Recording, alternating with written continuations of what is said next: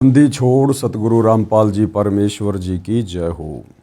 परमपिता परमात्मा सारी सृष्टि के रचनहार, कुल मालिक, असंख्य ब्रह्मांडों के स्वामी, जगत गुरु, तीनों लोकों में प्रवेश करके सबका धारण पोषण करने वाले राजाधिराज, आत्माधार, नाथों के नाथ, देवों के देव महादेव, सर्वेश्वर महेश्वर मृत्युंजय, अजरो अमर, आदि अनादि सनातनी प्रभु, जगत पिता जगदीश्वर, श्री श्री 1008 की उपाधि के वास्तविक अधिकारी, अकाल मूर्त सौद स्वरूपी राम वासुदेव, सर्वगतम ब्रह्म, परम पूज्य, प्रथम पूज्य, परम संत, परम पुरुष, परम धनी, परम दयालु, सत्य कबीर, हक्का कबीर, अल्लाहु कबीर, अल्लाहु अकबर, बाखबर, अल्लाह ताला, जगत के तारणहार, जगत के मुक्तिदाता, जगत के जगन्नाथ, हारे के सहारे, हिंदुओं के राम, मुसलमानों के अल्लाह, सिखों के वाहिगुरु, ईसाइयों के मसीह, दया के सागर दया निधि, करुणा के सागर करुणा निधि, स्वयंभू परिभू, संकट मोचन, कष्ट हरण, मंगल करण,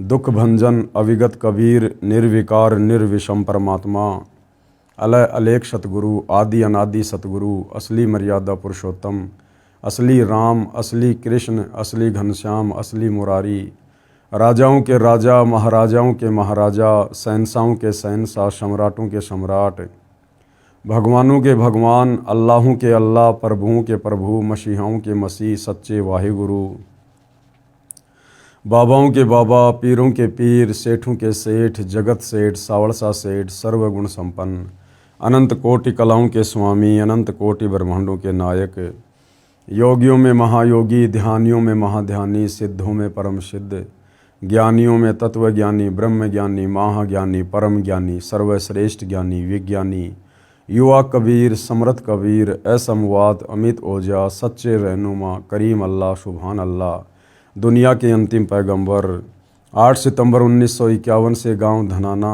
जिला सोनीपत, हरियाणा, भारतवर्ष की पावन भूमि पे प्रकट रियल कल की भगवान श्री नारायण साकार हरि, श्री बाबा साहेब, नूर अनंत परमात्मा, सच्चे दरवेश, सच्चे बाखबर, संत श्रोमणी सतगुरु रामपाल जी परमेश्वर जी के चरण कमल में साध संगति से जुड़े हुए देश विदेश से आप और हम सभी सत्सेवक भाई बहनों का अनंत कोटि दंडवत प्रणाम।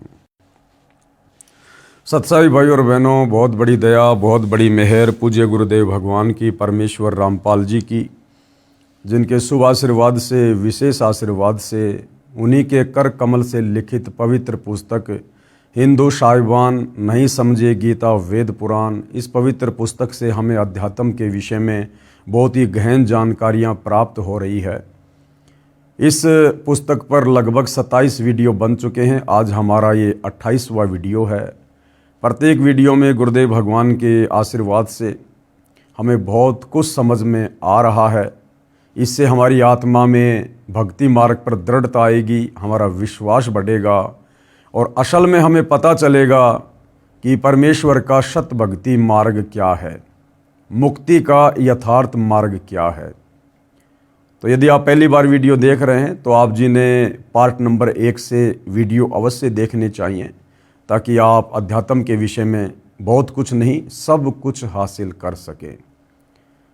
जिस वस्तु को प्राप्त करने के लिए हमें परमपिता परमेश्वर जी ने 184 योनियों से बाहर निकालकर ये एक सुंदर मनुष्य जन्म दिया है, स्त्री या पुरुष का, ये केवल परमेश्वर को पहचान कर, सतगुरु से उपदेश लेकर, सतभक्ति करके आत्मा के कल्याण के लिए मिलता है।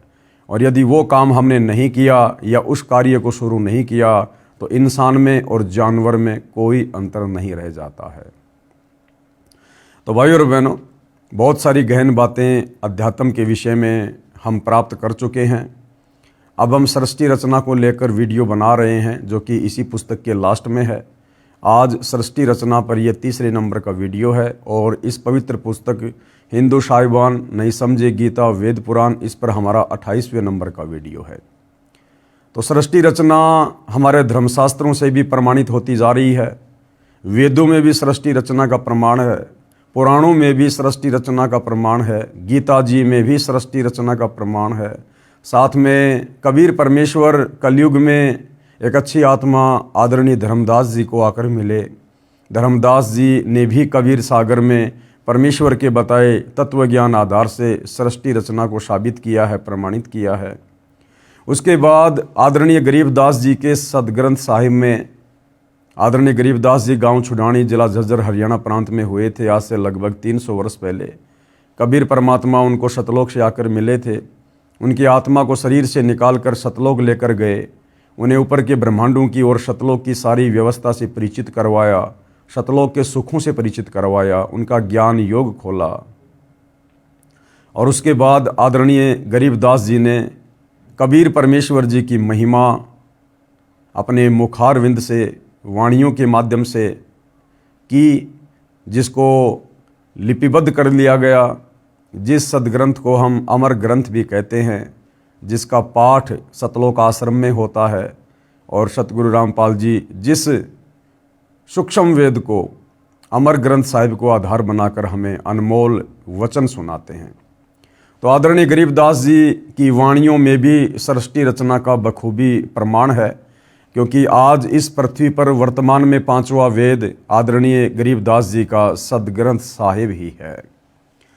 तो आदरणीय गरीबदास जी के सदग्रंथ साहिब में, उनकी वाणियों में सृष्टि रचना का कहाँ और क्या प्रमाण है, देखते हैं। आदरणीय गरीबदास साहिब जी की अमृत वाणी में सृष्टि रचना का प्रमाण। सृष्टि रचना आदि रमैणी सदग्रंथ, पेज नंबर 690 से 692 तक। आदि रमैणी अदली सारा जा दिन होते धुंधुकारा, यानी जिस समय कुछ भी नहीं था सिवाय उस एकमात्र कबीर परमेश्वर जी के। सत्य पुरुष की न्या प्रकाशा, हम होते तकत कबीर खवाशा। उसके बाद सत्य पुरुष कबीर देव ने ही सब कुछ रचा, सब कुछ उसके बाद में धीरे धीरे प्रकाश में आया। और आदरणीय गरीबदास जी कह रहे हैं कि हम उस कबीर परमात्मा के सिंहासन के नौकर हैं। हम उस समय हम उनके सिंहासन के नौकर थे, अर्थात परमेश्वर ने ही, कबीर देव जी ने ही खुद आदरणीय गरीबदास जी के रूप में भूमिका की। उन्होंने अपना डबल रोल किया। मन मोहिनी सिरजी माया, सत्य पुरुष एक ख्याल बनाया, यानी जब काल में उस ब्रह्म ने सतलोक में 3 बार तप किया लंबे समय तक, उसके बाद परमात्मा जी ने वो हंस आत्मा, जिस हंस आत्मा ने सबसे पहले उस ब्रह्म के काल के साथ 21 ब्रह्मांड में आने की स्वीकृति दी थी, उसकी एक सुंदर स्त्री बनाई। मन मोहिनी सिरजी माया और सत्य पुरुष एक ख्याल बनाया। धर्मराय सिरजे दरवानी, 64 युग तप सेवा ठानी। पुरुष पृथ्वी जाकू दीनी, राज करो देवा आधीनी। उसके तप के बदले परमात्मा ने उसे 21 ब्रह्मांड का राज्य दिया। ब्रह्मांड 21 राज तुम दीन्या, मन की इच्छा सब जुग लीन्या। माया मूल रूप एक छाजा, मोही लिए जिन्हू धर्मराजा। धर्म का मन चंचल चित धारा, मन माया का रूप विचारा। परमात्मा ने जिस हंस को युवा लड़की बनाया था, उसके निखरे हुए रूप रंग को देखकर, और जो धर्मराज था, काल था, ब्रह्म था, वो भी पागल सा हो गया। चंचल चेरी चपल चिरागा, या के परसे सर्वस जागा। धर्मराय किया मन का भागी, विषय वासना संग से जागी। आदि पुरुष अदली अनुरागी, धर्मराय दिया दिल से त्यागी। और जब उसने दुर्गा के साथ में, अष्टंगी के साथ में बद व्यवहार किया, तो परमात्मा ने धर्मराय यानी काल को अपने दिल से त्याग दिया। पुरुष लोक से दिया डहाई, यानी सतलोक से उसको बाहर निकाल दिया। अगम दीप चली आए भाई। सहज दास जिस दीप रहनता, कारण कौन कौन कुलपंथा। धर्मराय बोले दरबानी, सुनो सहज दास ब्रह्मज्ञानी। सहज दास जी से उस धर्मराय काल ने कहा कि आप मुझे यहीं रख लो अपने लोक में, क्योंकि परमात्मा ने मुझे निकाल दिया है, मैं बहुत ज़्यादा दुखी हो जाऊंगा। 64 युग हम सेवा कीनी, पुरुष पृथ्वी हमको दीनी। उसने कहा कि मैंने बहुत लंबे समय तक तप किया है, जिसके प्रतिफल में परमात्मा ने मुझे 21 ब्रह्मांड का राज्य प्रदान किया। चंचल रूप भया मन बोरा, मन मोहिनी ठगिया भोरा। सत्य पुरुष के नामन भाए, पुरुष लोक से हम चले आए। अगर दीप सुनत बड़ भागी, सहज दास मेटो मन पागी। बोले सहज दिलदानी हम तो चाकर सत सैदानी। सहजदास जी ने कहा, भैया मैं तो परमात्मा का नौकर हूँ, मैं तो उनसे प्रार्थना कर सकता हूँ, उनके बाद उनकी क्या आज्ञा होगी बताऊँगा। सत्य पुरुष से अर्ज गुजारूं जब तुम्हारा विमान उतारूं। तुम्हारा जो ये विमान है ना 21 ब्रह्मांड रूपी, मैं इसको अपने लोक में उस समय उतरने की अनुमति दूंगा जब मुझे सत्य पुरुष आज्ञा देगा। सहजदास को किया पियाना सत्यलोक लिया परवाना। सहजदास जी ने समाधि लगाई और सतलोक में अपने परमपिता परमेश्वर कबीर साहिब जी से बातें की। सत्य पुरुष साहिब सरभंगी अविगत अदली अचल अभंगी। धर्मराय तुमरा दरबानी अगर दीप चली गए प्राणी। कौन हुक्म करी अरज आवाजा कहाँ पठाओ उस धर्मराजा। और सहजदास जी ने परमात्मा से प्रार्थना की कि आपका एक नौकर धर्मराय मेरे लोक में रहने की अनुमति चाहता है। हे गुरुदेव, हे परमात्मा, आपकी क्या आज्ञा है। वही आवाज अदली एक साजा। तो परमात्मा जी ने क्या कहा, विषय लोक जाति न्यू बाचा, कि मैं मन कर्म वचन से कहता हूं उसको विषय लोक में जाने दो, उसके 21 ब्रह्मांडों को यहां से दूर जाने दो। सहज विमान चले अधिकाई छिन में अगर दीप चली आई। हम तो अरज करी अनुरागी तुम विषय लोक जाओ भड़वागी। सहजदास जी ने कहा कि भाई मैंने तो परमात्मा से अर्ज की थी, लेकिन मालिक ने कहा कि उसको वहीं जाने दो जहां मैं उसको भेज रहा हूं। धर्मराय के चले विमाना मान सरोवर आए प्राणा। मान सरोवर रहन न पाए दरे कबीरा थाना लाए। सहजदास जी के दीप के आगे परमात्मा कहते हैं एक मानसरोवर था, वहां पर काल में अपने विमान को रोकना चाहा, लेकिन वहां खुद कबीर परमात्मा बैठे हुए थे, उन्होंने वहां भी उसको नहीं रुकने दिया। बंकनाल की विषम भाटी तहां कबीरा रोकी घाटी। इन पांचों मिल जगत बंधाना लख 84 जीव संताना। आगे चलकर फिर 21 ब्रह्मांड में इन पांचों ने मिलकर हम सभी आत्माओं को शरीर में बांधकर तीनों गुणों के बंधन में बांध दिया। पांचों कौन, खुद ये काल, इसकी पत्नी दुर्गा और 3 इनके संतान ब्रह्मा विष्णु महेश। ब्रह्मा विष्णु महेश्वर माया धर्मराय का राज पठाया। ये ब्रह्मा विष्णु महेश ही इस काल के पूरे ढमढमे को चला रहे हैं। यो खोकापुर झूठी बाजी बिस्ती बैकुंठ दगासी साजी। ये खोकापुर यानी 21 ब्रह्मांड, ये तो झूठी बाजी है, नश्वर है। और भिस्त बैकुंठ और स्वर्ग और नरक जो बना रखे हैं ना, ये केवल हमें धोखा देने के लिए। कृत्रिम जीव बुलाने भाई निज घर की तो खबर न पाई। और हमारे को बनावटी जीव बना दिया इन्होंने, और हमारा जो निज घर है सतलोक, उसकी अब हमें ये खबर नहीं लगने दे रहे। 1.25 लाख उपजय नित हंसा 1 लाख विनसे नित अंसा। अब ये काल प्रतिदिन दुर्गा के माध्यम से 1.25 लाख जीवों की उत्पत्ति करवाता है, और 1 लाख का ये शंकर तमोगुण के माध्यम से विनाश करवाता है अपने भोजन के लिए। उपती खपती परलय फेरी हर्ष शोक जोरा जमजेरी। पांचों तत्व हैं परलय माही सतगुण रजगुण तमगुण झाई। 8 अंग मिली है माया पिंड ब्रह्मंड सकल भरमाया। या में सुरती शब्द की डोरी पिंड ब्रह्मंड लगी है खोरी। श्वासा पारस मन गए राखो खोले कपाट अमीरस चाखो। सुनाऊं हंस शब्द सुनदासा अगम दीप है अग है बाशा। भव सागर जमदंड जमाना धर्मराय का है तलबाना। पांचों ऊपर पद की नगरी बाट विहंगम बंकी डगरी। हमरा धर्म राय सु दावा भवसागर में जीव भरमावा। हम तो कहें अगम की वाणी जहां अविगत अदली आप बिनानी। बंदी छोड़ हमारा नामम अजर अमर है अस्तिर ठामम। जुगन जुगन हम कहते आए जम जोरा से हंस छुटाए। जो कोई माने शब्द हमारा भवसागर नहीं भर में धारा। या में सुरती शब्द का लेखा तन अंदर मन कहो किन देखा। दास गरीब अगम की बानी खोजा हंसा शब्द सैदानी। अब गुरुदेव भगवान इन उपरोक्त वाणियों का सरलार्थ कर रहे हैं, अनुवाद कर रहे हैं। उपरोक्त अमृतवाणी का भावार्थ है कि आदरणीय गरीबदास साहिब जी ने भी यही कहा है कि यहाँ पहले केवल अंधकार था तथा पूर्ण परमात्मा कबीर साहिब जी सतलोक में तख्त सिंहासन पर विराजमान थे, जैसा कि हमने सृष्टि रचना में पढ़ा। हम वहाँ चाकर थे भाई, जब परमात्मा के अलावा कोई था ही नहीं तो फिर वहाँ नौकर चाकर कौन रह गया। अर्थात कबीर परमेश्वर जी ही गरीबदास जी के रूप में अपना दूसरा रोल कर रहे थे। परमात्मा ने ज्योति निरंजन को उत्पन्न किया, फिर उसके तप के प्रतिफल में 21 ब्रह्मांड प्रदान किए, फिर माया यानी प्रकृति की उत्पत्ति की। युवा दुर्गा के रूप पर मोहित होकर ज्योति निरंजन ब्रह्म ने दुर्गा यानी प्रकृति से बलात्कार करने की चेष्टा की। ब्रह्म को उसकी सजा मिली, उसे सतलोक से निकाल दिया तथा श्राप लगा कि 1 लाख मानव शरीरधारी प्राणियों का प्रतिदिन आहार करेगा, 1.25 लाख उत्पन्न करेगा। यहाँ सभी प्राणी जन्म मृत्यु का कष्ट उठा रहे हैं।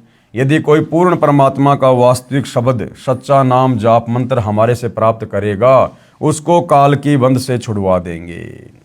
गरीबदास जी क्या कह रहे हैं कि यदि कोई तत्वदर्शी संत से उस पूर्ण परमात्मा कबीर जी का सच्चा नाम मंत्र लेकर जाप करेगा, वही काल के 21 ब्रह्मांड की बंद से, कैद से, जेल से छूट सकता है।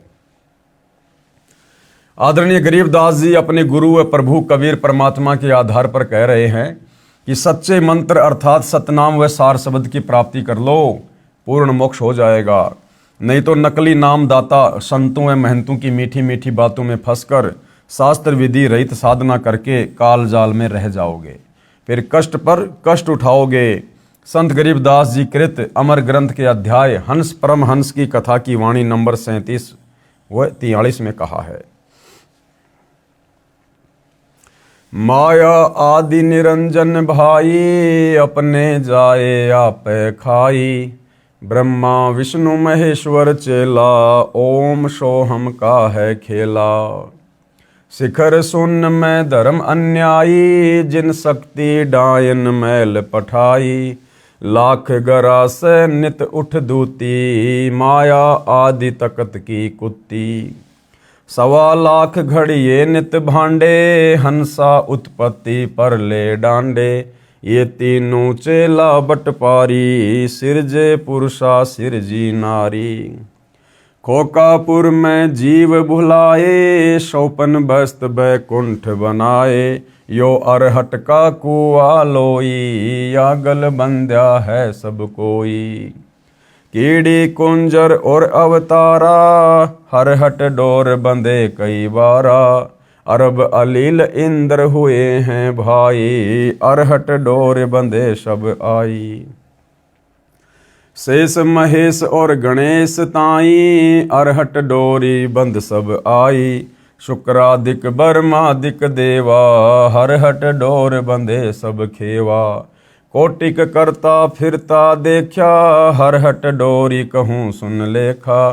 चतुर्भुजी भगवान कहावे, अरहट डोरी बंधे सब आवे। यो है खोखापुर का कुआ, या में प्रयासो निश्चय मुआ। ज्योति निरंजन काल बलि के वश होकर ये तीनों देवता रजगुण ब्रह्मा, सतगुण विष्णु, तमगुण शिव अपनी महिमा दिखाकर जीवों को स्वर्ग नरक तथा भवसागर में लग 84 योनियों में भटकाते रहते हैं। ज्योति निरंजन अपनी माया से नागिनी की तरह जीवों को पैदा करते हैं और फिर मार देते हैं। जिस प्रकार नागिनी अपनी दुम से अंडों के चारों ओर कुंडली बना लेती है, फिर उन अंडों पर अपना फन मारती है जिससे अंडा फूट जाता है, उसमें से बच्चा निकल जाता है, उसको नागिनी खा जाती है। फन मारते समय कई अंडे फूट जाते हैं क्योंकि नागिनी के बहुत सारे अंडे होते हैं। जो अंडे फूटते हैं उनमें से बच्चे निकलते हैं। यदि कोई बच्चा कुंडली यानी सर्पनी की दुम का घेरा से बाहर निकल जाता है तो वह बच्चा बच जाता है, नहीं तो कुंडली में वह नागिनी छोड़ती नहीं है। तो इसी प्रकार भाइयों और बहनों, ये काल और दुर्गा इन्होंने आप और हम सभी जीव आत्माओं के चारों तरफ कुंडली मार रखी है, हमें 21 ब्रह्मांड में बांध रखा है और तीनों गुणों के माध्यम से, रजगुण ब्रह्मा, सतोगुण विष्णु, तमोगुण शिव के माध्यम से यहीं पर फंसाया हुआ है। जो आत्मा समय रहते तत्वदर्शी संत से उपदेश लेकर आजीवन सत भक्ति कर लेती है, वो यहाँ से निकल जाती है, अन्यथा यही जन्म मरण के चक्कर में, लक 84 के चक्कर में पड़ी रहती है। जितने बच्चे उस कुंडली के अंदर होते हैं उन सब को खा जाती है। जो साधक ब्रह्म यानी काल ब्रह्म यानी ज्योति निरंजन, देवी दुर्गा तथा ब्रह्मा विष्णु शिव तथा अन्य देवताओं तक की भक्ति करते हैं, वे काल ब्रह्म रूपी नागनी के घेरे यानी जन्म मरण के चक्कर में काल लोक में रह जाते हैं, जिनको काल ज्योति निरंजन खाता है। माया काली नागनी अपने जाए खात, और कुंडली में छोड़े नहीं सो बातों की बात। इसी प्रकार यह काल बलि का जाल है। निरंजन तक की भक्ति पूरे संत से नाम लेकर करेंगे तो भी इस निरंजन की कुंडली 21 ब्रह्मांडों से बाहर नहीं निकल सकते। यदि हम इस काल के भी अधिकारी गुरु से नाम लेकर काल की भक्ति करेंगे तो भी हम इसी के जाल में रहेंगे। स्वयं ब्रह्मा विष्णु महेश आदि माया शेरा वाली भी निरंजन की कुंडली में है। ये बेचारे अवतार धार कर आते हैं और जन्म मृत्यु का चक्कर काटते रहते हैं, जैसे राम रूप में, श्री कृष्ण रूप में, फिर लक 84 में। विचार करें, सोहम जाप को जो कि दुर्वय व प्रहलाद व सुखदेव ऋषि ने जपा वह भी पार नहीं हुए, क्योंकि श्री विष्णु पुराण के प्रथम अंश के अध्याय 12 के श्लोक नंबर 93 में पेज नंबर 51 पर लिखा है कि ध्रुव केवल एक कल्प अर्थात 1000 चतुर्युग तक ही मुक्त है। यानी ब्रह्मा जी के एक दिन जितनी आयु ध्रुव को प्राप्त है, 1008 चतुर्युग, जिसको एक कल्प कहते हैं। इसलिए काल लोक में ही रहे तथा ओम नमः भगवते वासुदेवाय मंत्र जाप करने वाले भगत भी कृष्ण तक की भक्ति कर रहे हैं। वे भी 84 लाख योनियों के चक्कर काटने से नहीं बच सकते। यह परम पूज्य कबीर साहिब जी व आदरणीय गरीबदास साहिब जी महाराज की वाणी प्रत्यक्ष प्रमाण देती है। अनंत कोटि अवतार हैं माया के गोविंद, करता हो अवतरे और बहुर पड़े जगफंद। ये ब्रह्मा विष्णु महेश के अवतार राम कृष्ण आदि करोड़ों बार हो चुके हैं, करोड़ों बार, और ये यहाँ पर अवतार रूप में भगवान बन के आते हैं, गोविंद बन के, और ये काल के जाल में खुद भी फंसे रहते हैं और आप और हम जीवों को भी फंसा के चले जाते हैं उल्टी साधना देकर। सत्य पुरुष कबीर साहिब जी की भक्ति से ही जीव मुक्त हो सकता है। जब तक जीव सतलोक में वापस नहीं चला जाएगा तब तक काल लोक में इसी तरह कर्म करेगा और की हुई नाम व दान धर्म की कमाई स्वर्ग रूपी होटलों में समाप्त करके वापस कर्म आधार से 84 लाख प्रकार के प्राणियों के शरीर में कष्ट उठाने वाले काल लोक में चक्कर काटता रहेगा। माया यानी दुर्गा से उत्पन्न होकर करोड़ों गोविंद यानी ब्रह्मा विष्णु शिव मर चुके हैं, भगवान का अवतार बनकर आए थे, फिर कर्म बंधन में बंधकर कर्मों को भोगकर 84 लाख योनियों में चले गए। जिस प्रकार विष्णु जी रामचंद्र रूप में आए और राम रावण युद्ध के दौरान उन्होंने अपनी पत्नी सीता को वापस लाने के लिए करोड़ों लोगों की हत्या करवा दी, वो सारा का सारा पाप, उन हत्याओं का दोष ये काल रामचंद्र अर्थात विष्णु के सिर पर रख देगा और उसे कर्मों में बांध देगा, और जब उसका विष्णु पद समाप्त होगा फिर लक 84 में ठोक देगा। ऐसे श्री कृष्ण जी को भेजा, महाभारत का युद्ध करवा दिया और सारे के सारे पाप उसके सिर पर रखवा दिए।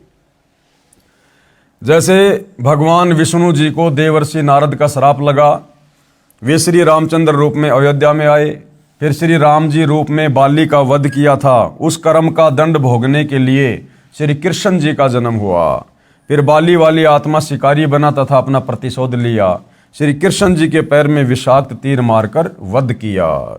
यानी ये देवी देवता भी काल के कर्मों में बंधे हुए हैं, ये भी अपने कर्म नहीं काट सकते, भला इनकी भक्ति से फिर हमारे कर्म कैसे कटेंगे। भाई आज हम ब्रह्मा विष्णु महेश की, देवी देवताओं की, राम की, कृष्ण की भक्ति क्यों करते हैं? हम दुखी हैं इसलिए भक्ति करते हैं। सुख में तो किसी को भगवान याद आता ही नहीं है। और दुखी आदमी कौन होता है? जिसके ऊपर कर्मों का दबाव होता है, जिसके पाप कर्म ज़्यादा होते हैं, वो दुखी होता है। तो उन कर्मों को काटने के लिए तो हम भगवान की भक्ति करते हैं ताकि हमें कुछ लाभ हो, हमें कुछ सुख मिले। और कर्म ये भगवान नहीं काट पाए अपने, खुद श्री विष्णु जी जो त्रेता युग में रामचंद्र रूप में आए थे, धोखे से उन्होंने अपने स्वार्थ के वश होकर बाली का वध किया और उस मौत का बदला उसने द्वापर युग में श्री कृष्ण जी रूप में देना पड़ा। तो भगवान अपने कर्मों को नहीं काट पा रहे, भला इनकी भक्ति से फिर हमारे कर्म कैसे कटेंगे? महाराज गरीबदास जी अपनी वाणी में कहते हैं, ब्रह्मा विष्णु महेश्वर माया और धर्मराय कहिए, इन पांचों मिल प्रपंच बनाया वाणी हमरी लइए। इन पांचों मिल जीव अटकाए, जुगन जुगम हम आन छुड़ाए, बंदी छोड़ हमारा नामम, अजर अमर है अस्तिर ठामम। पीर पैगंबर कुतुब ओलिया, सुर नर मुनिजन ज्ञानी, येत्ता को तो रान ना पाया, जम के बंधे प्राणी। धर्म राय की धूमा धामी, जम पर जंग चलाऊं, जोरा को तो जान न दूंगा, बांध अदल घर लाऊं। काल अकाल दोहू को मोशू, महाकाल सिर मूंडूं, मैं तो तख्त हजूरी हुक्मी, चोर खोज को ढूंढूं। मूला माया मग में बैठी, हंसा चुन चुन खाई, ज्योति स्वरूपी भया, निरंजन मैं ही करता भाई। 87 दीप मुनीश्वर, बंदे मुल्ला डोरी, एत्या में जमका तलबाना, चलिए पुरुष किशोरी। मुल्ला का तो माथा दागूं, शत की मोहर करूंगा, पुरुष दीप को हंस चलाऊं, दरा न रोकन दूंगा। हम तो बंदी छोड़ कहावा, धर्मराय हैं चकवे, शतलोक की सकल सुनावा, वाणी हमारी अखवे। 9 लख पट्टन ऊपर खेलूं, शाह दरे को रोकूं, 12 कोटि कटक सब काटूं, हंस पठाऊं मोखूं। 14 भुवन गमन है मेरा, जल थल में सरबंगी, खालिक खलक खलक में खालिक, अविगत अचल अभंगी। अगर अलील चक्र है मेरा, जित से हम चल आए, पांचों पर परवाना मेरा, बंदी छुड़ावन धाए। जहाँ ओकार निरंजर नाही, ब्रह्मा विष्णु वेद ना जाही, जहाँ करता नहीं काल भगवाना, काया माया पिंड न प्राणा। 5 तत्व तीनों गुण नाही, जोरा काल दीप नहीं जाही, अमर करूं शतलोक पठाऊं, ताते बंदी छोड़ कहाऊं। ये अरहट का कुआं है भाई और बहनों। इस प्रकार से काल ने हमारे को जन्म और मृत्यु के बंधन में बांध रखा है, 21 ब्रह्मांड के सभी प्राणियों को, सभी को। जिस प्रकार पहले ये अरहट का कुआं हुआ करता था और किस प्रकार से जो किसान भाई थे वो इस प्रकार के एक चैन के ऊपर बाल्टियां वेल्ड करके नीचे से पानी निकाला करते थे बैलों की सहायता से। और ये जो बाल्टियां हैं ये नीचे जाकर ये पानी से भर जाती हैं।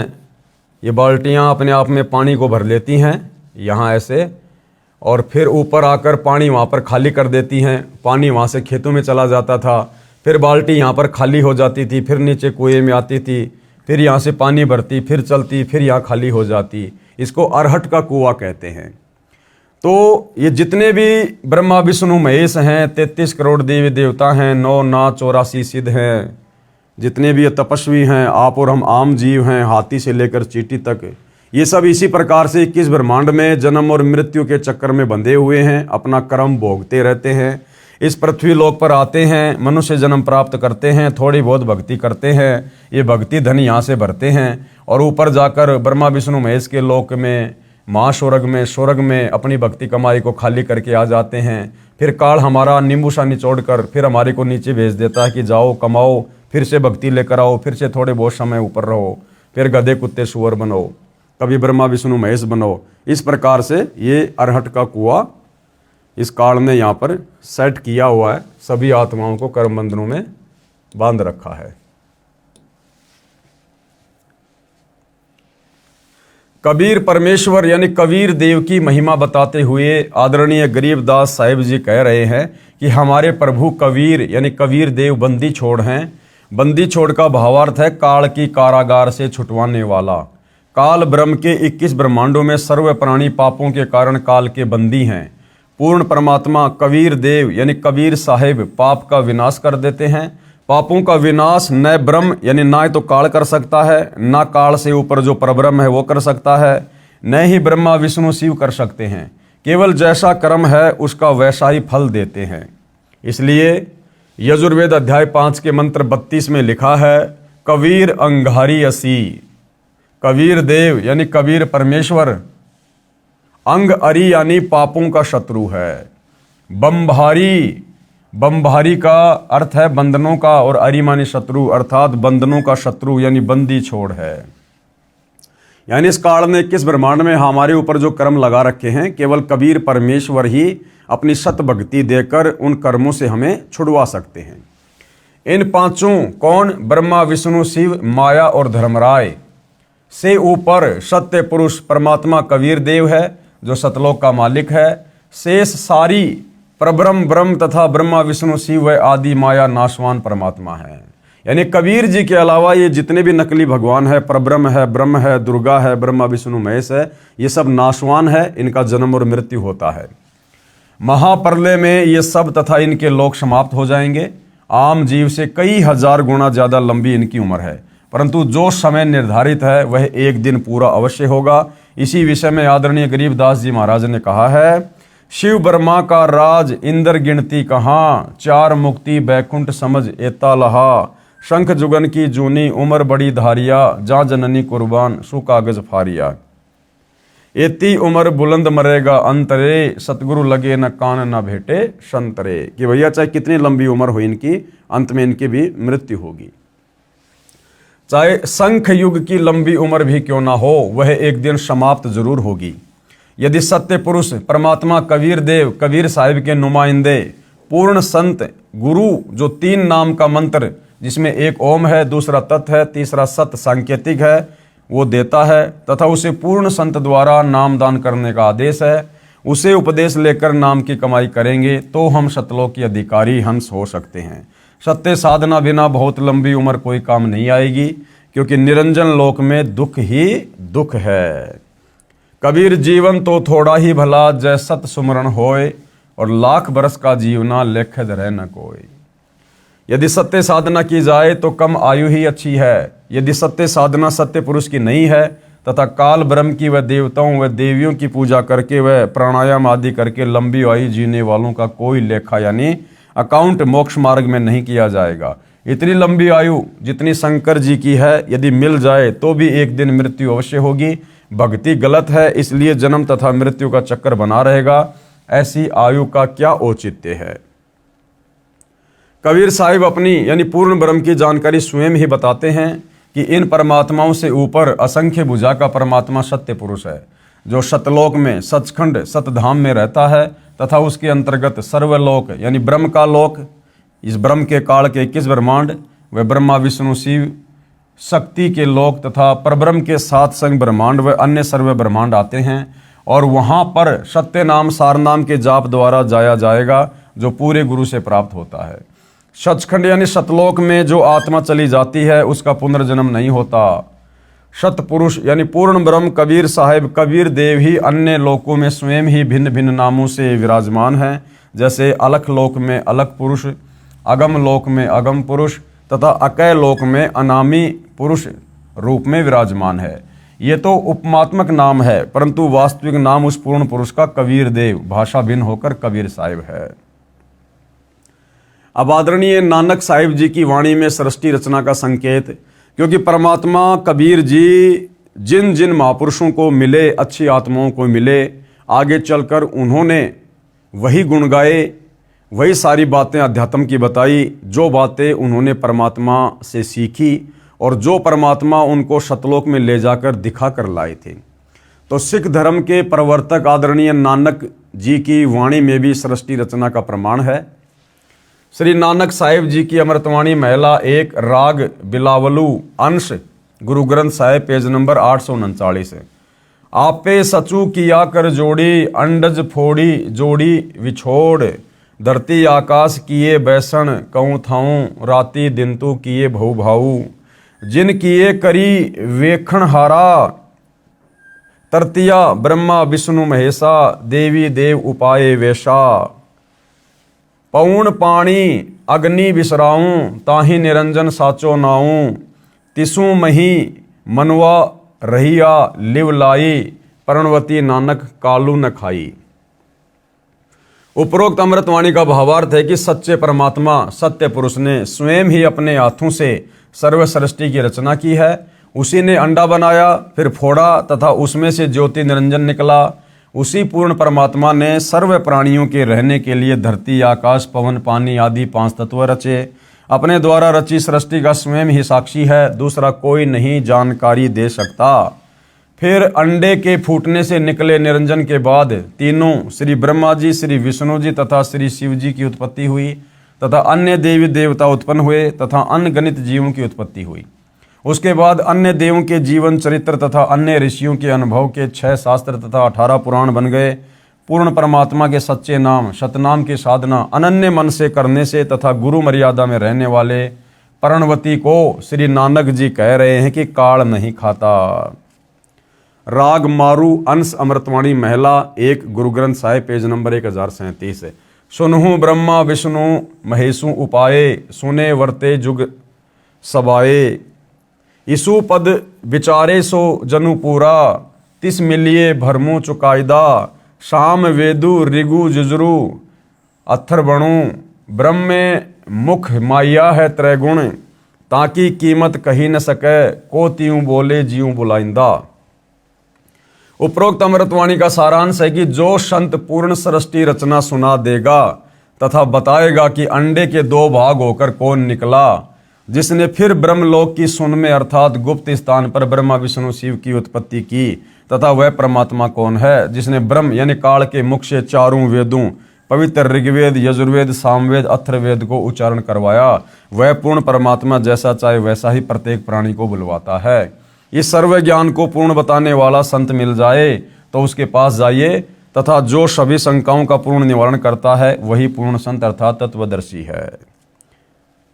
श्री गुरु ग्रंथ साहिब पेज नंबर 929 अमृतवाणी श्री नानक साहिब जी की। राग रामकली महिला 1 दक्षिणी ओंकार।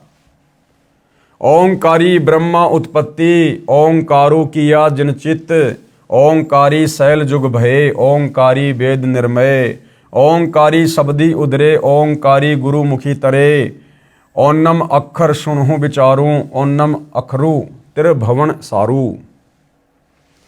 उपरोक्त अमृतवाणी में श्री नानक साहिब जी कह रहे हैं कि ओंकार अर्थात ज्योति निरंजन यानी काल से ब्रह्मा जी की उत्पत्ति हुई। कई युगों मस्ती मारकर ओंकार यानी ब्रह्म ने वेदों की उत्पत्ति की जो ब्रह्मा जी को प्राप्त हुए। 3 लोक की भक्ति का केवल एक ओम मंत्र ही वास्तव में जाप करने का है। इस ओम शब्द को पूरे संत से उपदेश लेकर अर्थात गुरु धारण करके जाप करने से उद्धार होगा। और वर्तमान में पृथ्वी पर इस ओम नाम को देने का भी अधिकारी गुरु केवल एक ही है, सतगुरु रामपाल जी। बाकी कितना ही ओम ओम करते रहो उससे कोई किसी प्रकार का लाभ नहीं होना। विशेष श्री नानक साहिब जी ने तीनों मंत्रों ओम प्लस तत् प्लस सत का स्थान स्थान पर रहस्यात्मक विवरण दिया है। उसको केवल पूर्ण संत तत्वदर्शी संत ही समझ सकता है तथा तीनों मंत्रों के जाप को उपदेशी को समझाया जाता है। प्रश्न नंबर 1038। उत्तम सतगुरु पुरुष निराले, शब्दी रते हरि रस मतवाले, रिद्धि बुद्धि सीधी ज्ञान गुरु ते पाइये, पूरे भाग मिलाइंदा, सतगुरु ते पाई विचारा सुन समाधि सचे घरबारा, नानक निर्मल नादू शब्द धुन, सचू रामे नामी समायदा। उपरोक्त अमृतवाणी का भावार्थ है कि वास्तविक ज्ञान देने वाले सतगुरु तो निराले ही हैं। वे केवल नाम जाप को जपते हैं, अन्य हठयोग साधना नहीं बताते। यदि आपको धन दौलत पद बुद्धि या भक्ति शक्ति भी चाहिए तो वह भक्ति मार्ग का ज्ञान पूर्ण संत ही पूरा प्रदान करेगा। जैसे परमात्मा कहते हैं ना कि जय तन चाहिए राजपाट तो धर ले ध्यान हमारा। तो नानक जी कह रहे हैं अगर आपको इस समय धन दौलत पद बुद्धि जो भी कुछ चाहिए वो भी पूर्ण संत से उपदेश लेने के बाद ही मिलेगी भाई। ऐसा पूर्ण संत बड़े भाग्य से मिलता है। वही पूर्ण संत विवरण बताएगा कि ऊपर शून्य यानी आकाश में अपना वास्तविक घर सतलोक परमेश्वर ने रच रखा है। उसमें एक वास्तविक सारनाम की धुन आवाज हो रही है। उस आनंद में अविनाशी परमेश्वर के सार शब्द से समाया जाता है, अर्थात उस वास्तविक सुखदायी स्नान में वास हो सकता है, अन्य नामों तथा अधूरे गुरुओं से नहीं हो सकता। आंशिक अमृतवाणी महिला पहला श्री गुरु ग्रंथ साहिब पेज नंबर 359 से 360। शिव नगरी मही आसन बैसऊ कल्प त्यागी वाद, सिंडी शब्द सदा धुन सोहे अहि निस्पूरे नाद, हरि कीर्ति रह राशि हमारी गुरुमुख पंथ अतीत, सगली ज्योति हमारी समिया नाना वर्ण अनेक, कह नानक सुनो भरतरी जोगी पार ब्रह्म लिव एक। उपरोक्त अमृतवाणी का भावार्थ है कि श्री नानक साहिब जी कह रहे हैं कि हे भरतरी योगी जी, आपकी साधना भगवान शिव तक है। उसे आपको शिव नगरी लोक में स्थान मिला है और शरीर में जो सिंगी शब्द आदि हो रहा है वह इन्हीं कमलों का है तथा टेलीविजन की तरह प्रत्येक देव के लोक से शरीर में सुनाई दे रहा है। हम तो एक परमात्मा पार ब्रह्म अर्थात सर्व से पार जो पूर्ण परमात्मा है, अन्य किसी और एक परमात्मा में लो अनन्य मन से लगन लगाते हैं। हम ऊपरी दिखावा, भस्म लगाना, हाथ में डंडा रखना नहीं करते। मैं तो सर्व प्राणियों को एक पूर्ण परमात्मा सत्य पुरुष की संतान समझता हूँ। सर्व उसी शक्ति से चलायमान है। हमारी मुद्रा तो सच्चा नाम जाप गुरु से प्राप्त करके करना है तथा क्षमा करना हमारा बाणा यानी वेशभूषा है। मैं तो पूर्ण परमात्मा का उपासक हूँ तथा पूर्ण सतगुरु का भक्ति मार्ग इससे भिन्न है। अमृतवाणी राग आशा महिला 1 श्री गुरु ग्रंथ साहिब पेज नंबर 420। आशा महिला जिनी नामू बिसारिया दूजे भरमी बुलाई, मूलों छोड़ी डाली लगे किया पावे छाई। साहिब मेरा एकू है औरू नहीं भाई, कृपया ते सुख पाइया साचे परथाई। गुरु की सेवा सो करे जिसु आप कराई, नानक सिरू दे छूटिए दरगह पति पाए। उपरोक्त वाणी का भावार्थ है कि नानक साहिब जी कह रहे हैं कि जो पूर्ण परमात्मा का वास्तविक नाम भूलकर अन्य भगवानों के नामों के जाप के भ्रम में रहे, वे तो ऐसा कर रहे हैं कि मूल यानी पूर्ण परमात्मा को छोड़कर डालियों, तीनों गुण रूप, रजगुण ब्रह्मा, सतगुण विष्णु, तमगुण शिव जी की सिंचाई पूजा कर रहे हैं। उस साधना से कोई सुख नहीं हो सकता, अर्थात पौधा सूख जाएगा तो छाया में नहीं बैठ पाओगे। भावार्थ है कि शास्त्र विधि रहित साधना करने से व्यर्थ प्रयत्न है, कोई लाभ नहीं। इसी का प्रमाण पवित्र गीता अध्याय 16 श्लोक 23-24 में भी है। उस पूर्ण परमात्मा को प्राप्त करने के लिए मनमुखी यानी मनमानी साधना त्याग कर पूर्ण गुरुदेव को समर्पण करने से तथा सच्चे नाम के जाप से ही मोक्ष संभव है, नहीं तो मृत्यु के उपरांत नरक जाएगा। श्री गुरु ग्रंथ साहिब पेज नंबर 843 से 844। बिलाउलू महिला मैं मन चाहूँ घना साची बिगासी राम, मोहि प्रेम प्रिय प्रभु अविनाशी राम। अविगतो हरि नाथु नाथ तिसे भावे सो थिये, कृपालु सदा दयालु दाता जिया अंदर तू जिए। मैं आधारू तेरा तू खसमू मेरा, मैं ताणू तकिया तेरो साची सूचा सदा नानक गुरसबदी झगरू निबेरो। उपरोक्त अमृतवाणी में श्री नानक साहिब जी कह रहे हैं कि अविनाशी पूर्ण परमात्मा नाथों का भी नाथ है, अर्थात देवों का भी देव है। सर्व प्रभुओं श्री ब्रह्मा जी, श्री विष्णु जी, श्री शिव जी तथा ब्रह्म व परब्रह्म पर भी नाथ है, अर्थात स्वामी है। मैं तो सच्चे नाम को हृदय में समा चुका हूँ। हे परमात्मा, सर्व प्राणी का जीवन आधार भी आप ही हो। मैं आपके आश्रित हूँ, आप मेरे मालिक हो। आपने गुरु रूप में आकर शत भक्ति का निर्णय ज्ञान देकर सर्व झगड़ा मिटा दिया, अर्थात सर्व शंका का समाधान किया। तो नानक जी क्या कह रहे हैं कि आपने ही गुरु रूप में आकर शत भक्ति का निर्णय ज्ञान दिया। तो भाइयों और बहनों, ये कबीर परमात्मा स्वयं ही तत्वदर्शी संत के रूप में पृथ्वी पर प्रकट होकर अपना निर्णायक यथार्थ सतलोक का ज्ञान देते हैं, दूसरा कोई नहीं दे सकता। श्री गुरु ग्रंथ साहिब पेज नंबर 721 राग तिलंग मेला। एक अरज गुप्तम पेश तोदर कौन करतार, हक्का कबीर करीम तू बे ए परवरदिगार। नानक बुगोयदा जंतूरा तेरे चाकरा पाखाक। उपरोक्त अमृतवाणी में स्पष्ट कर दिया है कि हे हक्का कबीर यानी सत कबीर, अविनाशी कबीर, आप सत कबीर यानी कौन करतार, शब्द शक्ति से रचना करने वाले शब्द स्वरूपी प्रभु अर्थात सर्व सृष्टि के रचनहार हो। आप ही बेऐब निर्विकार परवरदिगार, सर्व के पालन करता दयालु प्रभु हो। मैं आपके दासों का भी दास हूँ। श्री गुरु ग्रंथ साहिब पेज नंबर 24 राग सीरी महिला। तेरा एक नाम तारे संसार में एह आस एहो आधार। नानक नीच कह विचार धानक रूप रहा करतार।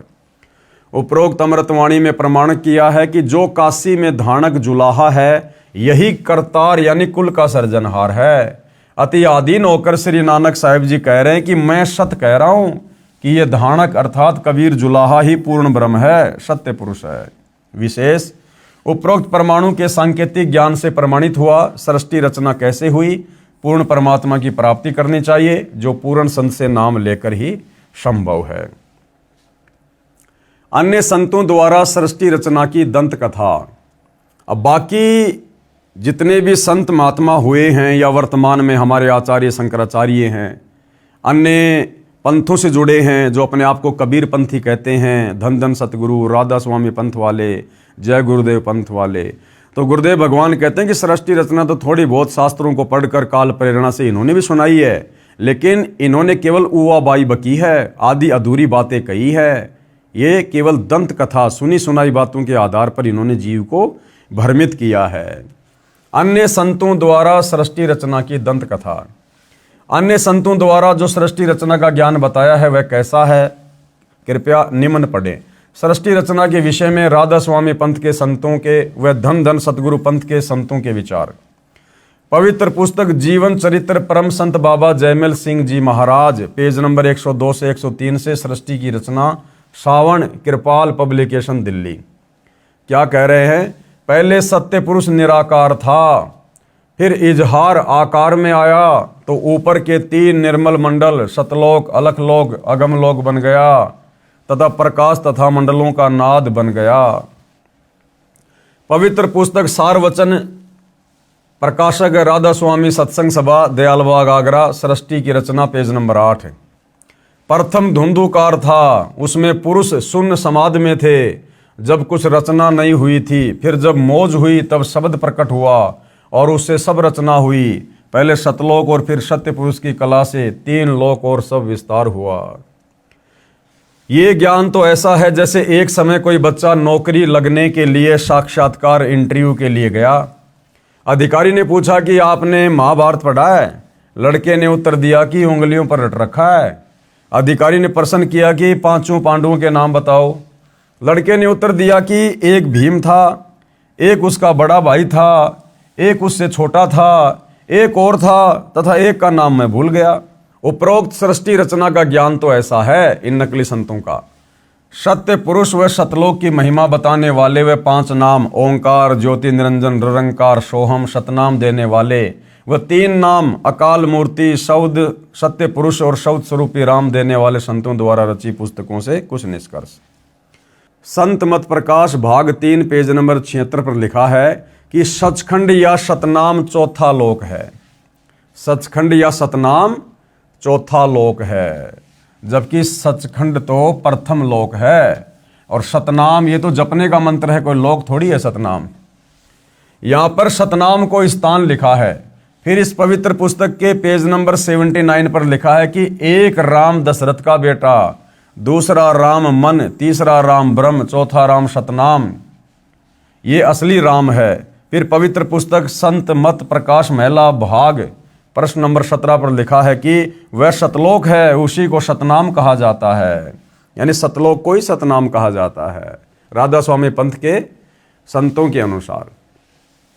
पवित्र पुस्तक सारवचन नसर यानी वार्तिक प्रश्न नंबर 3 पर लिखा है कि अब समझना चाहिए कि राधा स्वामी पंथ सबसे ऊंचा मुकाम है कि जिसको संतों ने सतलोक और सचखंड और सार शब्द और सत शब्द और सतनाम और सत्य पुरुष करके बयान किया है।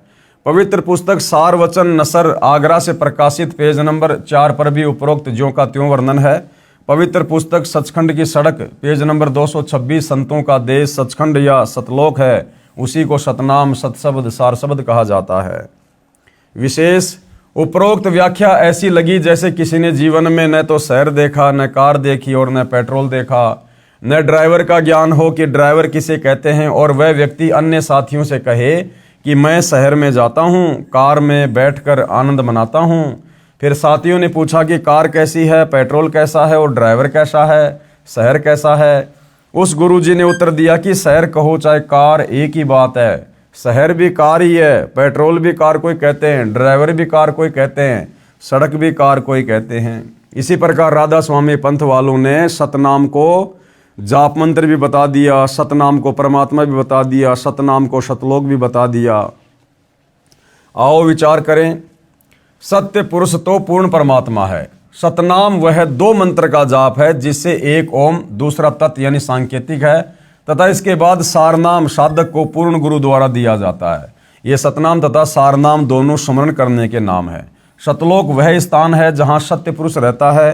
पुण्यात्माएं स्वयं निर्णय करें सत्य तथा असत्य का।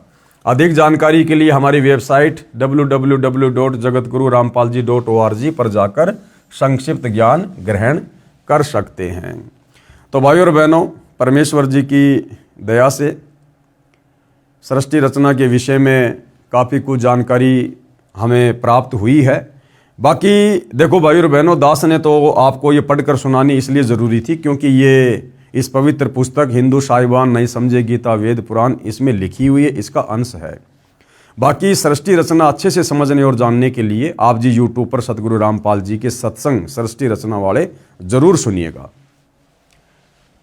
काल ब्रह्म क्यों भ्रमित साधना पूजा का भ्रमजाल फैलाता है, कृपया पढ़ें वह कारण। यानी ये जो काल ब्रह्म है ये क्यों आप और हमारे से भ्रमित साधना करवाता है, क्यों ये जानबूझ के ऐसी ऐसी घटनाओं को जन्म देता है ताकि हम इसी के जाल में फंसे रहें। अब भाई और बहनों, सृष्टि रचना सुनकर हमें इतना तो समझ में आ ही गया है कि इस काल को परमात्मा की तरफ से प्रतिदिन 1 लाख मानव शरीरधारी प्राणियों के भक्षण करने का श्राप लगा हुआ है। अब ये हमें पार नहीं होने देना चाहता। इसको डर है कि यदि सभी आत्माएं सतलोक चली गई तो तेरी भूख का क्या होगा, तेरे भोजन का क्या होगा। और आत्माएं सतलोक जाएंगी सत भक्ति से, इसलिए काल हमें भ्रमित करता है कि कोई सत भक्ति ना कर ले। कबीर परमेश्वर जी की काल से वार्ता। जब परमेश्वर ने सभी ब्रह्मांडों की रचना की और अपने लोक में विश्राम करने लगे, उसके बाद हम सभी काल के ब्रह्मांड में रहकर अपना किया हुआ कर्मदंड भोगने लगे और बहुत दुखी रहने लगे। सुख व शांति की खोज में भटकने लगे और हमें अपने निज घर सतलोक की याद सताने लगी तथा वहां जाने के लिए भक्ति प्रारंभ की। किसी ने 4 वेदों को कंठस्थ किया तो कोई उग्र तप करने लगा, कोई हवन यज्ञ ध्यान समाधि आदि क्रियाएं प्रारंभ की, लेकिन अपने निज घर सतलोक नहीं जा सके, क्योंकि उपरोक्त क्रियाएं करने से अगले जन्मों में अच्छे समृद्ध जीवन तो प्राप्त होकर जैसे राजा महाराजा, बड़ा व्यापारी, अधिकारी, देव महादेव, स्वर्ग महास्वर्ग आदि वापस फिर लक 84 भोगने लगे, बहुत परेशान रहने लगे और परमपिता परमेश्वर से प्रार्थना करने लगे कि हे दयालु, हमें निज घर का रास्ता दिखाओ। हम हृदय से आपकी भक्ति करते हैं, आप हमें दर्शन क्यों नहीं दे रहे हो। यह वृत्तांत कबीर साहिब ने धर्मदास जी को बताते हुए कहा कि धर्मदास, इन जीवों की पुकार सुनकर मैं अपने सतलोक से जोगजीत का रूप बनाकर काल लोक में आया। जोगजीत यानी परमात्मा ने प्रथम बार अपने 16 वचनों से जो 16 पुत्रों की रचना की थी, उनमें उनके एक पुत्र का नाम जोगजीत है। आते परमात्मा खुद हैं, लेकिन अपने पुत्र जोगजीत का रूप बनाकर आए। तब 21वें ब्रह्मांड में जहां काल का निज घर है, जहां पर 21वें ब्रह्मांड में ये काल रहता है, वहां पर तपतशिला पर जीवों को भूनकर सूक्ष्म शरीर से गंध निकाला जा रहा था। मेरे पहुंचने के बाद उन जीवों की जलन समाप्त हो गई। उन्होंने मुझे देखकर कहा कि हे पुरुष, आप कौन हो? आपके दर्शन मात्र से ही हमें बड़ा सुख व शांति का आभास हो रहा है। फिर मैंने बताया कि मैं पार ब्रह्म परमेश्वर कबीर हूं। आप सब जीव मेरे लोक से आकर काल ब्रह्म के लोक में फंस गए हो। ये काल रोजाना 1 लाख मानव के सूक्ष्म शरीर से गंध निकाल कर खाता है और बाद में नाना प्रकार की योनियों में दंड भोगने के लिए छोड़ देता है। तब वे जीव आत्माएं कहने लगी कि हे दयालु परमेश्वर, हमें इस काल की जेल से छुड़वाओ। मैंने बताया कि यह ब्रह्मांड काल ने 3 बार भक्ति करके मेरे से प्राप्त किए हुए हैं। जो आप यहाँ सब वस्तुओं का प्रयोग कर रहे हो, ये सभी काल की हैं और आप सब अपनी इच्छा से घूमने के लिए आए हो। इसलिए अब आपके ऊपर काल ब्रह्म का बहुत ज्यादा ऋण हो चुका है और वह ऋण मेरे सच्चे नाम के जाप के बिना नहीं उतर सकता। जब तक आप ऋण मुक्त नहीं हो सकते, तब तक आप काल ब्रह्म की जेल से बाहर नहीं जा सकते। इसके लिए आपको मुझसे नाम उपदेश लेकर भक्ति करनी होगी, तब मैं आपको छुड़ा कर ले जाऊंगा। हम ये वार्ता कर ही रहे थे कि वहां पर काल ब्रह्म प्रकट हो गया और उसने मुझे बहुत क्रोधित होकर मेरे ऊपर हमला बोला। मैंने अपनी शब्द शक्ति से उसको मूर्छित कर दिया। फिर कुछ समय बाद वह होश में आया, मेरे चरणों में गिरकर क्षमा याचना करने लगा और बोला कि आप मुझसे बड़े हो, मुझ पर कुछ दया करो और ये बताओ कि आप मेरे लोक में क्यों आए हो। तब मैंने काल पुरुष को बताया कि कुछ जीवात्माएं भक्ति करके अपने निज घर सतलोक में वापस जाना चाहती हैं। उन्हें सत भक्ति मार्ग नहीं मिल रहा है, इसलिए वे भक्ति करने के बाद भी इसी लोक में रह जाती हैं। मैं उनको सत भक्ति मार्ग बताने के लिए और तेरा भेद देने के लिए आया हूं कि तू काल है, 1 लाख जीवों का आहार करता है और 1.25 लाख जीवों को उत्पन्न करता है तथा भगवान बनकर बैठा है। मैं इनको बताऊंगा कि तुम जिसकी भक्ति करते हो वह भगवान नहीं है, काल है। इतना सुनते ही काल बोला कि यदि सब जीव वापस चले गए तो मेरे भोजन का क्या होगा, मैं भूखा मर जाऊंगा। आपसे मेरी प्रार्थना है कि 3 युगों में जीव कम ले जाना, सतयुग त्रेता द्वापर 3 युगों में जीव कम लेकर जाना और सबको मेरा भेद मत देना कि मैं काल हूं, सबको खाता हूं। जब कलयुग आए, जो वर्तमान में आ चुका है, जब कलयुग आए तो चाहे जितने जीवों को ले जाना, ये वचन काल ने मुझसे प्राप्त किए। कबीर साहिब ने धर्मदास को आगे बताते हुए कहा कि सतयुग, त्रेता युग, द्वापर युग में भी मैं आया था और बहुत जीवों को सतलोक लेकर गया, लेकिन इसका भेद नहीं बताया। अब मैं कलयुग में आया हूं और काल से मेरी वार्ता हुई है। काल ब्रह्म ने मुझसे कहा है कि अब आप चाहे जितना जोर लगा लेना, आपकी बात कोई नहीं सुनेगा। प्रथम तो मैंने जीव को भक्ति के लायक ही नहीं छोड़ा है, उसमें बीड़ी, सिगरेट, शराब, मांस आदि दुर्व्यसन की आदत डालकर इनकी वृत्ति को बिगाड़ दिया है। नाना प्रकार की पाखंड पूजा में जीव आत्माओं को लगा दिया है। दूसरी बात ये होगी कि जब आप अपना ज्ञान देकर वापस अपने लोक में चले जाओगे, उससे पहले मैं काल अपने दूत भेजकर आपके पंथ से मिलते जुलते 12 पंथ चलाकर जीवों को भ्रमित कर दूंगा। जैसे राधा स्वामी, धन धन सदगुरु, निरंकारी, जय गुरुदेव, हंसा पंथ, ये सब काल के द्वारा चलाए गए पंथ हैं। वे सारे महिमा तो सतलोक की बताएंगे, आपका ज्ञान कथेंगे, लेकिन नाम जाप मेरा करेंगे, यानी काल का, जिसके परिणाम स्वरूप मेरा ही भोजन बनेंगे। ये बात सुनकर कबीर साहिब ने कहा कि आप अपनी कोशिश करना, मैं सतमार्ग बताकर ही वापस जाऊंगा, और जो मेरा ज्ञान सुन लेगा वह तेरे बहकाव में कभी नहीं आएगा। सतगुरु कबीर साहिब ने कहा कि हे निरंजन, यदि मैं चाहूं तो तेरे सारे खेल को क्षण भर में समाप्त कर सकता हूं, परंतु ऐसा करने से मेरा वचन भंग होता है। ये सोचकर मैं अपने प्यारे हंसों को यथार्थ ज्ञान देकर शब्द का बल प्रदान करके सतलोक ले जाऊंगा। और कहा, कह कबीर सुनो धर्मराया, हम शंखों हंसा पद परसाया, जिन लेना हमरा परवाना, सो हंसा हम किए अमाना।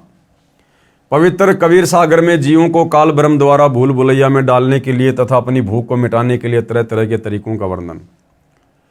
काल ने क्या कहा, 12 पंथ करूं मैं साजा, नाम तुम्हारा ले करूं आवाजा, कि आप कबीर के नाम से मैं 12 नकली कबीर पंथ चलाऊंगा, तुम्हारा नाम ले लेकर और अपने झूठे मंत्र दे देकर जीवों को फंसाऊंगा। 12 यम संसार पठाओ, मैं 12 अपने काल के दूत संसार में भेजूंगा और नाम तुम्हारे पंथ चलाओ, और तुम्हारे नाम से पंथ चलाऊंगा कबीर पंथ। प्रथम दूत मम प्रगटे जाई, पीछे अंश तुम्हारा आई, ये विधि जीव को भरमाऊं, पुरुष नाम जीवन समझाऊं। 12 पंथ नाम जो ले है, हमरे मुख में आन समोए, कहा तुम्हारा जीवन माने, हमरी और होए बाद बखाने। मैं दृढ़ फंदा रच बनाई, जामे जीव रहे उर्झाई, देवल देव पाषाण पुजाई, तीर्थ व्रत जप तप मन लाई। ये मंदिरों में, मस्जिदों में, चर्चों में, गुरुद्वारों में देवी देवताओं के पत्थरों की पूजा, तीर्थ व्रत जप तप, ये सब इस काल ने लगा रखे हैं। यज्ञ होम और नेम आचारा, और अनेक फंद में डारा, जो ज्ञानी जाओ संसारा, जीव न माने कहा तुम्हारा। कि उसके बाद जाना तुम कलयुग में, देखता हूं तुम्हारी कौन क्या बातें मानेगा।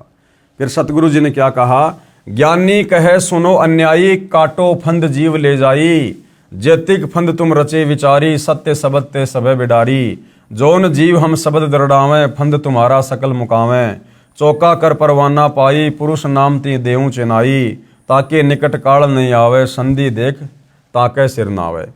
उपरोक्त विवरण से सिद्ध होता है कि जो अनेक पंथ चले हुए हैं, जिनके पास कबीर साहिब द्वारा बताया हुआ शत भक्ति मार्ग नहीं है, ये सब काल प्रेरित हैं। अतः बुद्धिमान को चाहिए कि सोच विचार कर भक्ति मार्ग अपनाए, क्योंकि मनुष्य जन्म अनमोल है, ये बार बार नहीं मिलता। कबीर साहिब कहते हैं, कबीर मानुष जन्म दुर्लभ है, मिले न बारंबार, तरवर से पत्ता टूट गिरे, बहुर न लगता डार। अब काल निरंजन द्वारा कबीर जी से 3 युगों में कम जीव ले जाने का वचन लेना, विस्तृत व संपूर्ण वर्णन। प्रश्न, कबीर जी के नाम से चले 12 पंथों के वास्तविक मुखिया कौन है और 13वां पंथ कौन चलाएगा? उत्तर, जैसा कि कबीर सागर के संशोधनकर्ता स्वामी युगलानंद बिहारी जी ने दुख व्यक्त किया है कि समय समय पर कबीर जी के ग्रंथों से छेड़खान करके उनकी बुरी दशा कर रखी है। उदाहरण भी दिया, परमेश्वर कबीर जी का जोगजीत के रूप में काल ब्रह्म के साथ विवाद हुआ था। वह शमशम वेद बोध पेज नंबर 117 से 122 तक तथा अनुराग सागर 60 से 67 तक है। परमेश्वर कबीर जी अपने पुत्र जोगजीत के रूप में काल के प्रथम ब्रह्मांड में प्रकट हुए, जो 21वां ब्रह्मांड है, जहाँ पर तपतशिला बनी है। काल ब्रह्म ने जोगजीत के साथ झगड़ा किया, फिर विवश होकर चरण पकड़कर क्षमा याचना की तथा प्रतिज्ञा करवाकर कुछ विदा मांगी। सबसे पहला वचन क्या था? 3 युगों, सतयुग, त्रेता युग, द्वापर युग में थोड़े जीव पार करना। दूसरा वचन क्या था? जोर जबरदस्ती करके जीव मेरे लोक से ना लेकर जाना। आप अपना ज्ञान देना, जो आपका ज्ञान समझे वो आपका, जो आपके ज्ञान को स्वीकार ना करे वो मुझ काल का भोजन। तीसरा वचन, आप अपना ज्ञान समझाना, जो आपके ज्ञान को माने वह आपका, और जो मेरे ज्ञान को माने वो मेरा। चौथा वचन, कलयुग में पहले मेरे दूत प्रकट होने चाहिए। काल ने कहा कि पहले मैं अपने दूत भेजूंगा। तो ये राधा स्वामी, धन धन सतगुरु, जय गुरुदेव, निरंकारी, सैकड़ों वर्षों से ये पंथ चल रहे हैं, ये काल के द्वारा भेजे गए दूत हैं। पीछे आपका दूत जाए। नंबर 5, त्रेता युग में समुद्र पर पुल बनवाना। उस समय मेरा पुत्र विष्णु रामचंद्र रूप में लंका के राजा रावण से युद्ध करेगा, समुद्र रास्ता नहीं देगा। छठवा, द्वापर युग में शरीर त्याग कर जाऊंगा। राजा इंद्रदमन मेरे नाम से, जगन्नाथ नाम से, समुद्र के किनारे मेरी आज्ञा से मंदिर बनवाना चाहेगा, उसको समुद्र बाधा करेगा, आप उस मंदिर की सुरक्षा करना। परमेश्वर ने सर्व मांगे स्वीकार कर ली और वचनबद्ध हो गए। तब काल ब्रह्म हंसा और कहा कि हे जोगजीत, आप जाओ संसार में। जिस समय कलयुग आएगा उस समय मैं अपने 12 दूत नकली सतगुरु संसार में भेजूंगा। जब कलयुग 5505 वर्ष पूरा होगा तब तक मेरे दूत तेरे नाम से, कबीर जी के नाम से 12 कबीर पंथ चला दूंगा। कबीर जी ने जोगजीत रूप में काल ब्रह्म से कहा था कि कलयुग में मेरा नाम कबीर होगा और मैं कबीर नाम से पंथ चलाऊंगा। इसलिए काल ज्योति निरंजन ने कहा था कि आप कबीर नाम से एक पंथ चलाओगे तो मैं काल कबीर नाम से 12 पंथ चलाऊंगा। सभी मानव को भ्रमित करके अपने जाल में फांस कर रखूंगा। इनके अतिरिक्त और भी कई पंथ चलाऊंगा जो सतलोक सचखंड की बातें किया करेंगे तथा सत्य साधना उनके पास नहीं होगी, जिस कारण से वे सतलोक की आशा में गलत नामों को जाप करके मेरे जाल में ही रह जाएंगे। काल ब्रह्म ने पूछा था कि आप किस किस समय कलयुग में अपना सत्य कबीर पंथ चलाओगे? कबीर जी ने कहा था कि जिस समय कलयुग 5505 वर्ष बीत जाएगा तब मैं अपना यथार्थ 13वां कबीर पंथ चलाऊंगा। काल ने कहा था कि उस समय से पहले मैं पूरी पृथ्वी के ऊपर शास्त्र विधि त्याग कर, मनमाना आचरण करवाकर, शास्त्र विरुद्ध ज्ञान बताकर झूठे नाम तथा गलत साधना के अभ्यस्त कर दूंगा। जब तेरा 13वां अंश आकर सत्य कबीर पंथ चलाएगा उसकी बात पर कोई विश्वास नहीं करेगा, उल्टे उसके साथ झगड़ा करेंगे। कबीर जी को पता था कि जब कलयुग के 5505 वर्ष पूरे होंगे सन 1997 में, तब शिक्षा की क्रांति लाई जाएगी, सर्व मानव अक्षर ज्ञान युक्त किया जाएगा। उस समय मेरा दास सर्व धार्मिक ग्रंथों को ठीक से समझकर मानव समाज से रूबरू करेगा। सर्व परमाणु को आंखों देखकर शिक्षित मानव सत्य से परिचित होकर तुरंत मेरे 13वें पंथ में दीक्षा लेगा और पूरा विश्व मेरे द्वारा बताई भक्ति विधि तथा तत्व ज्ञान को हृदय से स्वीकार करके भक्ति करेगा। उस समय पुनः सतयुग जैसा वातावरण होगा। आपसी राग द्वेष, चोरी जारी, लूट ठगी कोई नहीं करेगा, कोई धन संग्रह नहीं करेगा, भक्ति को अधिक महत्व दिया जाएगा। जैसे उस समय उस व्यक्ति को महान माना जा रहा होगा जिसके पास अधिक धन होगा। यानी सन 1997 से पहले, यानी सतगुरु रामपाल जी के 13वें पंथ की शुरुआत से पहले उन लोगों को बहुत ज़्यादा इज्जत वाला माना जाएगा जिसके पास बहुत ज़्यादा धन होगा, बड़ा व्यवसाय होगा, बड़ी बड़ी कोठियां बना रखी होंगी। परंतु 13वें पंथ के प्रारंभ होने के पश्चात उन व्यक्तियों को मूर्ख माना जाएगा और जो भक्ति करेंगे, सामान्य मकान बनाकर रहेंगे, उनको महान, बड़े और सम्मानित व्यक्ति माना जाएगा। प्रमाण के लिए पवित्र कबीर सागर से भिन्न भिन्न अध्यायों से अमृतवाणी कबीर जी तथा ज्योति निरंजन की वार्ता, अनुराग सागर के पेज नंबर 62 से। धर्मराय ज्योति निरंजन वचन। धर्मराय अस विनती ठानी, मैं सेवक द्वितीया न जानी, ज्ञानी बिनती एक हमारा, सो न करहूँ जीते हो मोर बिगारा। पुरुष दीन जस मोकू राजू, तुम भी देऊँ तो होवे मम काजू। अब मैं वचन तुम्हारो मानी, लीजियो हंसा हमसो ज्ञानी। पृष्ठ 63 से अनुराग सागर की वाणी। दयावंत तुम साहिब दाता, एतिक कृपया करो हो ताता। पुरुष सराप मोकू दीन्या, लख जीव नित ग्रासन कीन्या। पृष्ठ 64 से अनुराग सागर की वाणी। जो जीव सकल लोक तय जावे, आवे कैसे सुधा मोर मिटावे। जैसे पुरुष कृपया मोपे कीन्या, भव सागर का राज मोहि दीन्या। तुम भी कृपया मो पर करहूँ, जो मांगूं सो मोहे देहूँ बरहूँ। सतयुग त्रेता युग द्वापर माही, तीनों युग जीव थोड़े जाही। चौथा युग जब कलयुग आवे, तब तब शरण जीव बहु जावे। पेज नंबर 65 से अनुराग सागर की वाणी, ऊपर से वाणी पंक्ति नंबर 3 से। प्रथम दूत मम प्रकटे जाई, पीछे अंश तुम्हारा आई। पृष्ठ 64 से अनुराग सागर की वाणी, ऊपर से वाणी पंक्ति नंबर 6। ऐसा वचन हरि मोहि दीजे, तब संसार गवन तव कीजे। जोगजीत वचन, ज्ञानी वचन। पृष्ठ 64 से अनुराग सागर की वाणी, ऊपर से वाणी पंक्ति नंबर 7। अरे काल तुम परपंच पसारा, तीनों युग जीवन दुख डारा। बिनती तोरी लीन में जानी, मोकू ठगा काल अभिमानी। जस बिनती तू मोशन कीनी, सो अब बकस तोहे दीनी। चौथा युग जब कलयुग आवे, तब हम अंश अपना अंश पठावे। धर्मराय यानी काल वचन। पृष्ठ 64 से अनुराग सागर की वाणी, ऊपर से वाणी पंक्ति नंबर 17। हे साहिब तुम पंथ चलाऊ, जी उबार लोक ले जाऊं। पृष्ठ 66 से अनुराग सागर की वाणी, ऊपर से वाणी पंक्ति नंबर 8, 9, 16 से 21। संधि छाप सार शब्द मोय दीजे ज्ञानी, जैसे देवोगे हंस सैदानी। जो जन मोकू संधि सार शब्द बतावे, ताके निकट काल नहीं आवे। कहे धर्म राय जाओ संसारा, आनु जीव नाम अधारा। जो हंसा तुमरे गुण गावे, ताही निकट हम नहीं जावें। जो कोई लहे शरण तुम्हारी, मम सिर पग दे हो पारी। हम तो तुम संग कीन डिठाई, तात जान कीन लड़काई। कोटिन अवगुण बालक करही, पिता एक चित न धरही। जो पिता बालक को दे निकारी, तब को रक्षा करे हमारी। सार नाम देखो जय साथा, ताई हंस में निवाऊं माथा। ज्ञानी वचन, कबीर वचन। Anurag Sagar page number 66। जो तोई देऊं संधि बताई, तो तू जीवन को हो दुखदाई। तुम परपंच जान हम पावा, काल चले नहीं तुमरा दावा। धर्मराय तो ही प्रकट बाख्या, गुप्त अंक बीरा हम राख्या। जो कोई लेई नाम हमारा, ताई छोड़ तुम हो जाना नियारा। जो तुम मोर हंस को रोको भाई, तो तुम काल रहन नहीं पाई। धर्मराय यानी काल निरंजन वचन। पृष्ठ 62 तथा 63 से अनुराग सागर की वाणी। बेशक जाओ ज्ञानी संसारा, जीव न माने कहा तुम्हारा जीव न माने, हमरी और हो बात बखाने। दृढ़ फंदा में रचा बनाई, जामे सकल जीव उर्जाई। वेद शास्त्र समृति गुणगाना, पुत्र मेरे तीन प्रधाना। तीनों बहुबाजी रचि राखा, हमरी महिमा ज्ञान मुख बाख्या। देवल देव पाषाण पुजाई, तीर्थ व्रत जप तब मन लाई। पूजा विश्व देव आधारी, ये मति जीवों को राख्या बांधी। जग होम और नेम अचारा, और अनेक फंद में डारा। ज्ञानी कबीर वचन। हमने कहा सुनो अन्यायी, काटो फंद जीव ले जाई। जैते फंद तुम रचे बिचारी, सत्य सबद ते सबे बिडारी। जोन जीव हम शब्द दृढ़ावे, फंद तुम्हारा सकल मुक्तावें। जब ही जीव चीन जान ज्ञान हमारा, तज ही भरम सब तोर पसारा।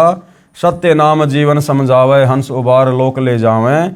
पुरुष सुमरण सार बीरा, नाम अविगत जनाव हूँ। शीश तुम्हारे पांव दे के हंस लोक पठाव हूँ। ताके निकट काल नहीं आवे, संधि देख ताको सिर नावे।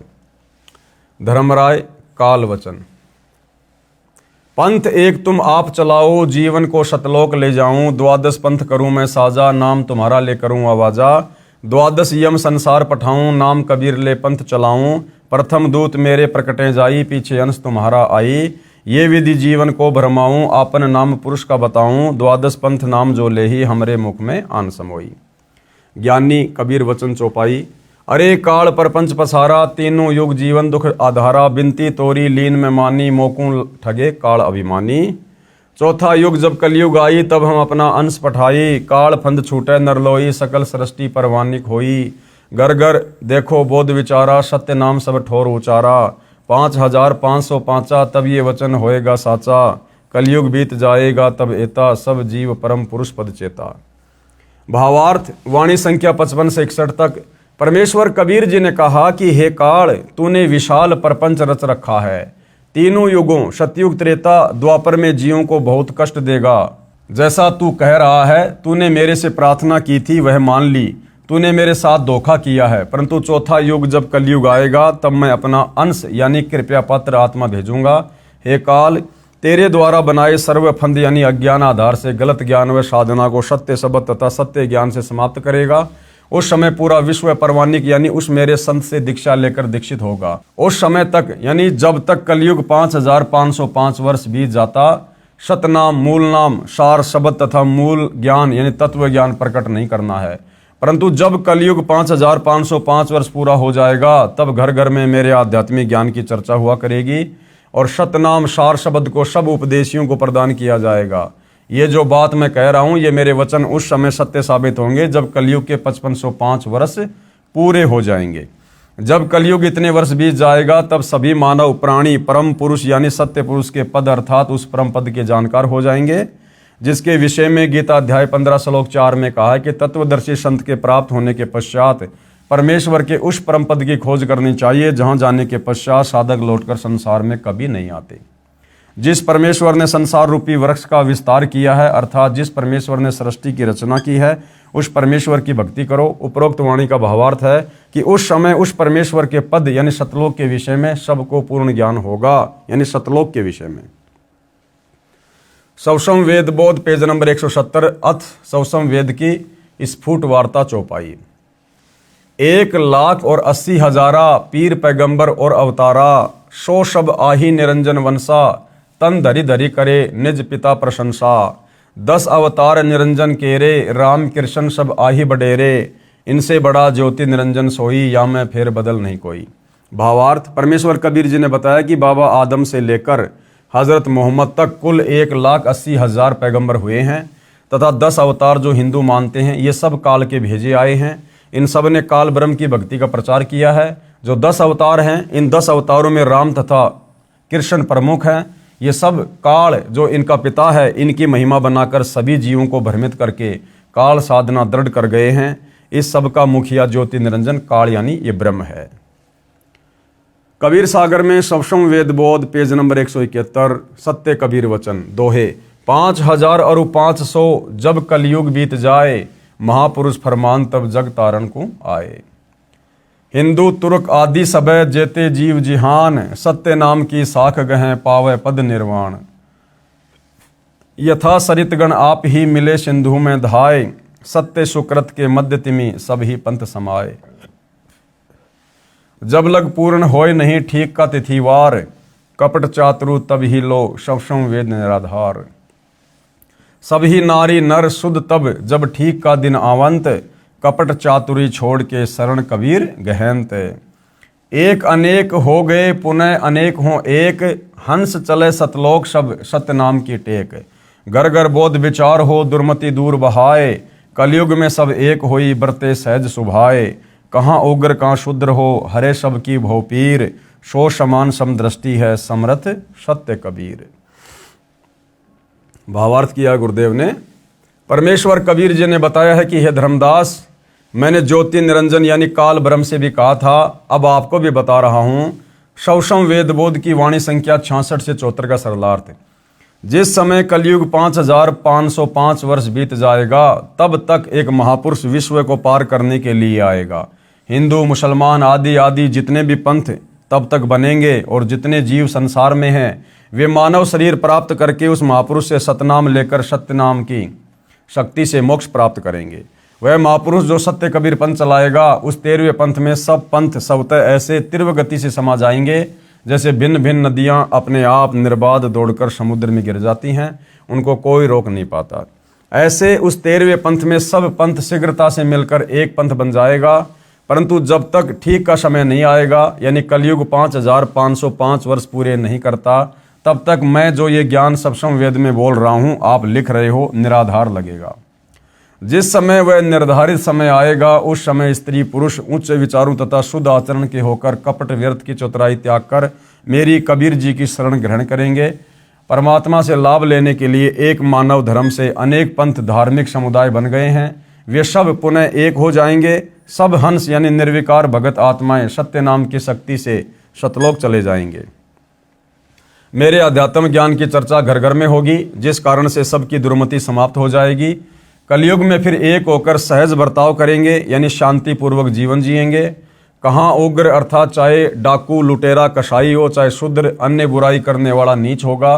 परमात्मा सत्य भक्ति करने वालों की भवपीर यानी सांसारिक कष्ट हरेगा यानी दूर करेगा। सत्य साधना से सबकी भवपीर यानी सांसारिक कष्ट समाप्त हो जाएंगे और उस 13वें पंथ का प्रवर्तक सबको समान दृष्टि से देखेगा अर्थात ऊंच नीच में भेदभाव नहीं करेगा।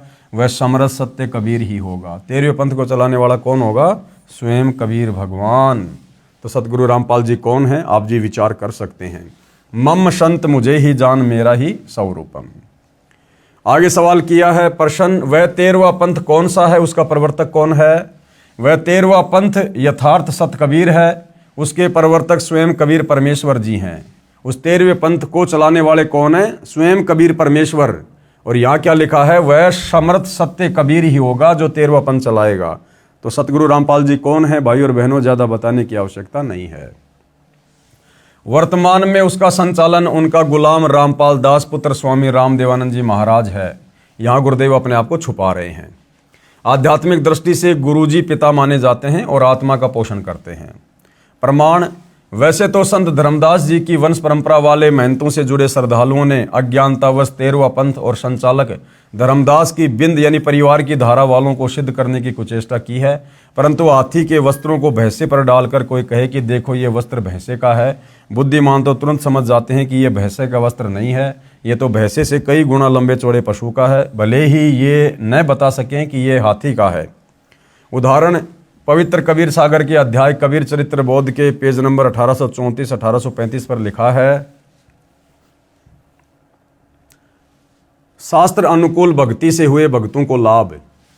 अब सतगुरु रामपाल जी से सत भक्ति प्राप्त करके जिन जिन आत्माओं को लाभ प्राप्त हुए हैं, उन भगत भाई बहनों के कुछ अनुभव हैं जो यहाँ इस पुस्तक में लिखे हुए हैं। शास्त्र विरुद्ध साधना से छुटकारा। मैं भगत हेमचंद दास सोलन हिमाचल प्रदेश का रहने वाला हूँ। पहले मैं अपने गांव में महाकाली मंदिर में पुजारी रहा। 25 वर्ष से वहाँ पुजारी का काम करता था। भजन कीर्तन और जो भी पूजाएं मंदिर में होती थी सभी किया करता था। पितृ पूजा, श्राद्ध निकालना, शिव जी को जल चढ़ाना आदि क्रियाएं करता था। लेकिन फिर भी हम दुखी रहते थे। मेरी पत्नी को पैरालाइसिस थी, घर की आर्थिक स्थिति भी ठीक नहीं थी। सन 2005-2006 में संत रामपाल जी महाराज के कुछ लेख अखबारों में आते थे। मैं उन्हें समझ नहीं पाया, परंतु मैं इस तरह के धार्मिक कागजों को संभाल कर रख लेता था। कुछ समय पश्चात जैसे ही रद्दी से वो कागज मिले, मैं उसे पढ़ने बैठ गया और पढ़ते पढ़ते मेरे दिल में ठेस सी लगी कि ये ज्ञान कहाँ छिपा हुआ था। फिर मैंने उसमें आश्रम के फ़ोन नंबर देखे और पुस्तक मंगवाई। उसमें जब मैंने ज्ञान पढ़ा तो मैं हैरान रह गया, पैरों तले की ज़मीन खिसक गई, क्योंकि मंदिर में पुजारी होने के बावजूद मैंने ऐसा नया ज्ञान कभी भी नहीं सुना था। मैं पहले मानता रहा कि ब्रह्मा विष्णु और शिव जी से ऊपर कोई नहीं है, परमात्मा निराकार है। संत रामपाल जी महाराज की पुस्तकों से ज्ञान हुआ कि परमात्मा साकार है, कबीर जी पूर्ण परमात्मा है। परमात्मा ने अंदर एक ऐसी प्रेरणा जगाई कि संत रामपाल जी के पास ही वह अमर मंत्र है जिससे हमारा कल्याण होना है। इसी से हमारा जन्म मरण का भयंकर रोग कटेगा। उनके ज्ञान से प्रभावित होकर मैंने संत रामपाल जी महाराज से दीक्षा ली। मैंने सभी तरह की शास्त्र विरुद्ध पूजाएं बंद कर दी। पितृ पूजा, श्राद्ध निकालना आदि सब त्याग दिया। गुरुजी का उपदेश लेने के बाद मुझे सबसे बड़ा तो आध्यात्मिक लाभ हुआ। जन्म मरण से मुक्ति की सच्ची राह मिली। मेरी भगतमती को पैरालाइसिस की परेशानी थी। हर जगह बड़े बड़े डॉक्टरों व नीम हकीमों के चक्कर लगा चुके थे, परंतु परमात्मा के आशीर्वाद मात्र से मेरी भगतमती ठीक हो गई। परमात्मा की दया से हमारी आर्थिक स्थिति भी ठीक हो गई। फिर मैंने ये ज्ञान प्रचार करना शुरू कर दिया। मुझे लगा कि ये ज्ञान तो जन जन तक पहुंचाना चाहिए, लेकिन मेरी बातों पर किसी ने गौर नहीं किया। लोगों ने विरोध किया, कहा कि तुम ये कौन सा अलग ज्ञान ले आए, ऐसी बातें ना किया करो। परंतु मुझे इस ज्ञान से परमात्मा की दया से कोई डगमग नहीं कर पाया। ऐसा सत्य ज्ञान व सत्य भक्ति मार्ग पृथ्वी पर और कहीं नहीं है। मेरी सभी से प्रार्थना है कि आप भी प्रभु के चरणों में आओ। संत रूप में आए परमेश्वर के संदेश वाहक संत रामपाल जी महाराज को पहचानो। मुफ्त नाम उपदेश प्राप्त करके कृपया अपना कल्याण करवाएं। भगत हेमचंद दास। मोबाइल नंबर वर्तमान में है या नहीं इसकी कोई गारंटी नहीं है, फिर भी आप जी चाहें तो कन्फर्म कर सकते हैं। शास्त्र अनुकूल भक्ति से मिला जीवन दान। एक अन्य भगत की आत्मकथा। मेरा नाम सपना तोमर है। मैं शाहजहाँपुर उत्तर प्रदेश से हूँ। पहले मैं ब्रह्मा विष्णु महेश तथा माता की पूजा किया करती थी। मेरे पापा जी ने सन 2013 में संत रामपाल जी महाराज से नामदान लिया था। वो टीवी पर सत्संग देखते थे। मैंने देखा कि संत रामपाल जी महाराज गीता, कुरान, गुरु ग्रंथ साहिब और बाइबल आदि प्रमाण सहित खोलकर दिखा रहे हैं।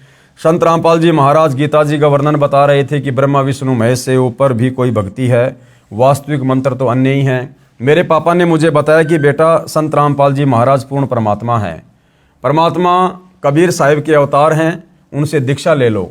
मैंने अप्रैल 2014 में संत रामपाल जी महाराज से नाम दीक्षा ली। संत रामपाल जी महाराज से नाम दीक्षा लेने के बाद मुझे काफ़ी लाभ हुए। मेरे पति को 1-2 साल से पथरी की समस्या थी और फिर पाइल्स की समस्या भी हो गई। डॉक्टर के पास अल्ट्रासाउंड करवाया तो उन्होंने 5 mm की पथरी बताई और बोले कि ये हैवी हो गई है और इसका ऑपरेशन करवाओ, लेकिन उन्होंने ऑपरेशन नहीं करवाया। फिर मैंने संत रामपाल जी महाराज जी से प्रार्थना की तो परमात्मा ने उनकी पथरी ऐसे गायब कर दी जैसे उनको पथरी कभी थी ही नहीं। उसके कुछ समय बाद उनको पाइल्स बवासीर की समस्या बढ़ने लगी। एक देसी वैद्य के पास गए, उनकी दवा से कुछ खास फायदा नहीं हुआ। वो उठ बैठ व चल भी नहीं पाते, उनको पकड़ कर ले जाना पड़ता था। वॉशरूम ले जाने में भी दिक्कत होती थी, वो बड़ी समस्या से गुजर रहे थे। तब मैंने संत रामपाल जी महाराज जी से प्रार्थना लगाई कि परमात्मा ऐसे ऐसे मेरे पति को समस्या है, परमात्मा दया करना। संत रामपाल जी महाराज ने बोला कि परमात्मा दया करेंगे, आप भक्ति करो। उन्होंने संत रामपाल जी महाराज जी के द्वारा दी हुई भक्ति की, जिससे उनकी बीमारी छूमंतर हो गई। एक और दया मेरे पति पर संत रामपाल जी महाराज जी ने की। एक बार उनको डेंगू हो गया था, हमने उनको दिल्ली के GTB हॉस्पिटल में एडमिट करवाया। ये 23 अक्टूबर 2018 की बात है। वहाँ वो 2 दिन एडमिट रहे। उस समय अस्पताल में उनका खास उपचार नहीं हो पाया, जिससे उनकी हालत और ख़राब होती चली गई। मेरे ससुराल वालों ने बोला कि तू जब से घर में आई है और जो भक्ति कर रही है, तब से आए दिन घर में बीमारियां घेरे पड़ी हैं और तेरी वजह से सब कुछ हो रहा है। मैं संत रामपाल जी महाराज जी के सामने रोने लगी कि परमात्मा, आज ये लोग ऐसा कह रहे हैं क्योंकि इन्हें नहीं पता कि आप परमात्मा आए हैं, लेकिन अभी परमात्मा मेरी परीक्षा ले रहे हैं कि कहीं मैं डगमग ना हो जाऊं।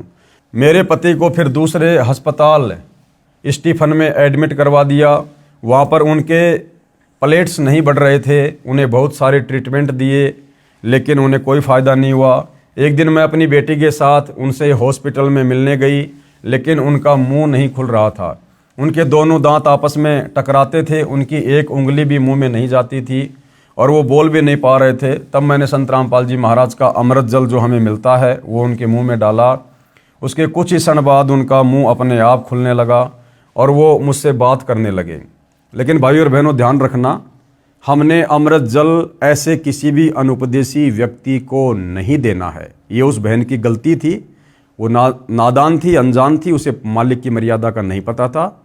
लेकिन आप और हमने अमृत जल और जो प्रसाद हमें मिलता है वो हमने किसी भी अनुपदेशी व्यक्ति को इस प्रकार से बिना गुरु आज्ञा के नहीं देना है।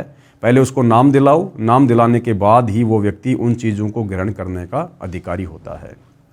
हाँ, यदि जैसे घर में कोई छोटा बच्चा है 3 साल से कम उम्र का, यदि उसको ऐसी कोई प्रॉब्लम हो जाती है तो घर में दरबार में परमात्मा को दंडवत करके आज्ञा लेके आप 3 साल तक के बच्चे को चरणामृत और प्रसाद दे सकते हैं। जैसे बच्चा 3 साल का हो जाए फिर उसको आपने परमात्मा से जोड़ना ही पड़ेगा। उसके बाद फिर वो उन सब चीज़ों को लेने का अधिकारी होगा।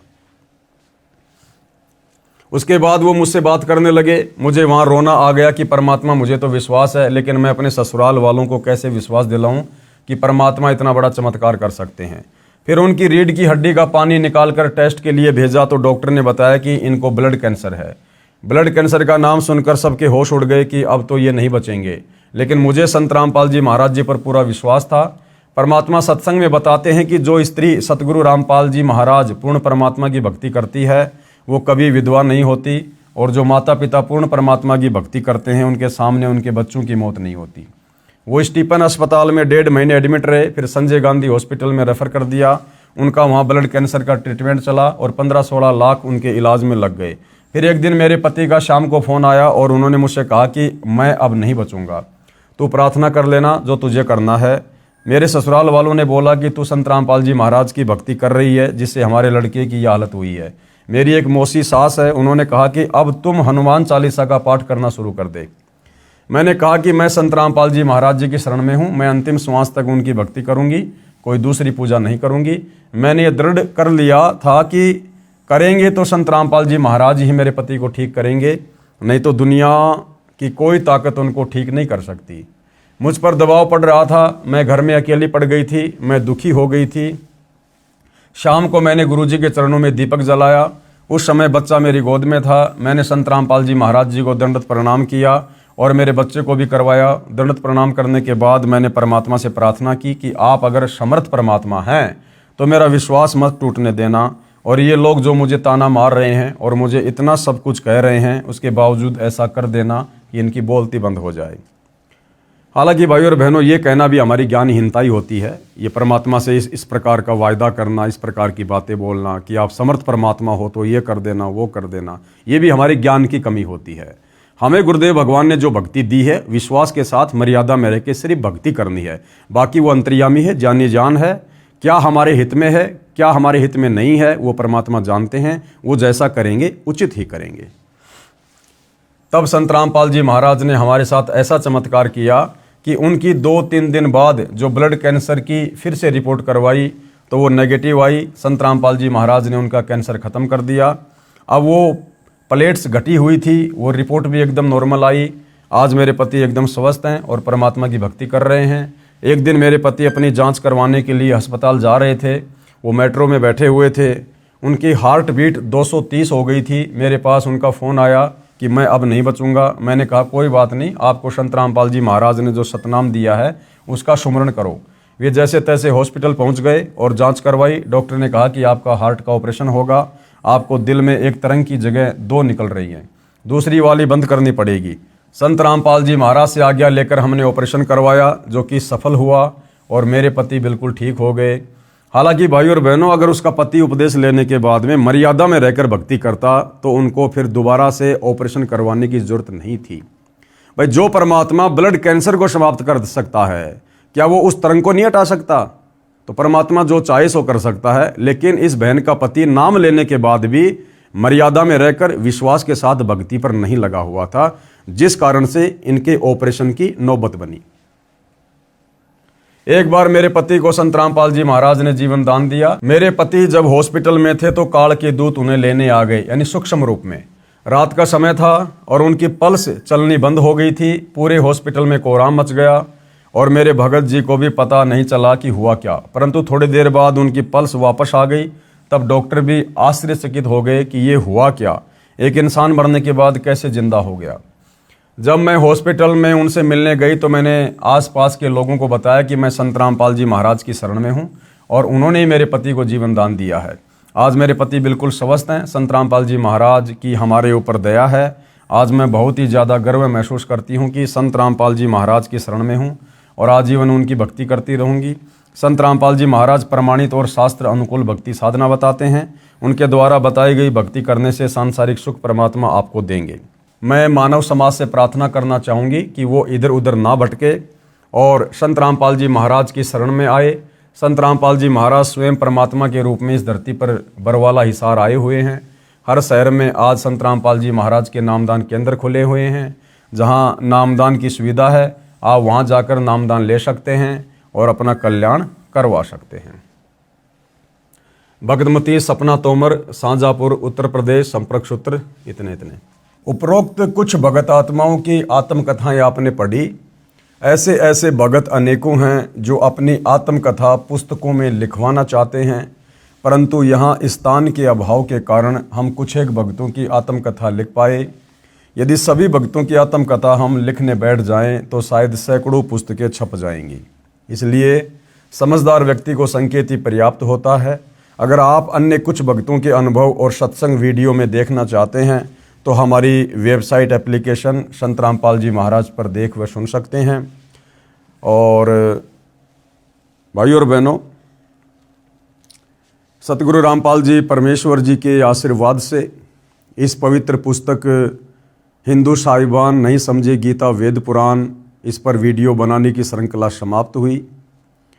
भाइयों और बहनों, आपने इस पुस्तक में अच्छे से देख लिया है, जान लिया है, पहचान लिया है कि पूर्ण परमात्मा कौन है, कैसा है, कहाँ रहता है, कैसा दिखाई देता है, साकार है या निराकार है, और ये ब्रह्म, परब्रह्म, ब्रह्मा विष्णु महेश, अध्यात्म में इनकी क्या स्थिति है, इनकी भक्ति साधना का धर्मशास्त्र में विधान है या नहीं है। इन तमाम बातों से भाई और बहनों आप जी परिचित हो चुके हैं। साथ में हमारे पवित्र चारों वेदों में, श्रीमद् भगवद गीता जी में, पुराणों में शास्त्र अनुकूल सत भक्ति के विषय में कहाँ कहाँ क्या क्या लिखा हुआ है, साथ में जितनी भी शास्त्र विरुद्ध साधनाएं हैं, तीर्थ हैं, धाम है, मंदिर, मस्जिद, चर्च, गुरुद्वारे, अन्य प्रकार के व्रत, जप, तप, पाखंड पूजा, श्राद्ध, पितृ पूजा, प्रेत पूजा, इन सभी शास्त्र विरुद्ध साधनाओं के विषय में भी आपको पूज्य गुरुदेव भगवान ने इस पुस्तक के माध्यम से परिचित करवा दिया है। साथ में ये भी बता दिया कि 84 लाख योनियों से भिन्न हमें जो ये मनुष्य जन्म प्राप्त हुआ है, असल में परमात्मा ने ये मनुष्य जन्म क्यों दिया है, इसका क्या प्रयोजन है, कैसे ये सफल होगा और कैसे हम जन्म और मरण के दीर्घ रोग से छुटकारा प्राप्त कर सकते हैं, कैसे हम लोक 84 योनियों से बाहर निकल सकते हैं और सनातन परम धाम को यानी सतलोक को प्राप्त कर सकते हैं। तो भाई और बहनों, समझाने में परमपिता परमेश्वर जी ने कोई कमी नहीं छोड़ी है किसी भी प्रकार की। ये पुस्तक हिंदू साहिबान नहीं समझे गीता वेद पुराण, ये तो मात्र एक नमूना है, एक सैंपल है। वास्तविक ज्ञान और अधिक ज्ञान अध्यात्म के विषय में जब आप YouTube पर सतगुरु रामपाल जी के सत्संग सुनना शुरू करेंगे, आप जी को मिलेगा। तो भाई और बहनों, इस पुस्तक को देखने के बाद, पढ़ने के बाद अब लास्ट में ज़्यादा कुछ कहना बाकी नहीं रह जाता है। केवल हम आपसे प्रार्थना कर सकते हैं, विनती कर सकते हैं कि समझदार को तो संकेत ही काफ़ी होता है।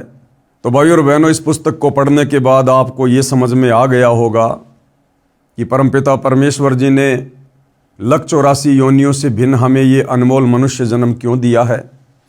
ये मनुष्य जन्म केवल शास्त्र अनुकूल सत भक्ति करके सच्चे सतगुरु से उपदेश लेकर मोक्ष प्राप्ति के लिए मिलता है।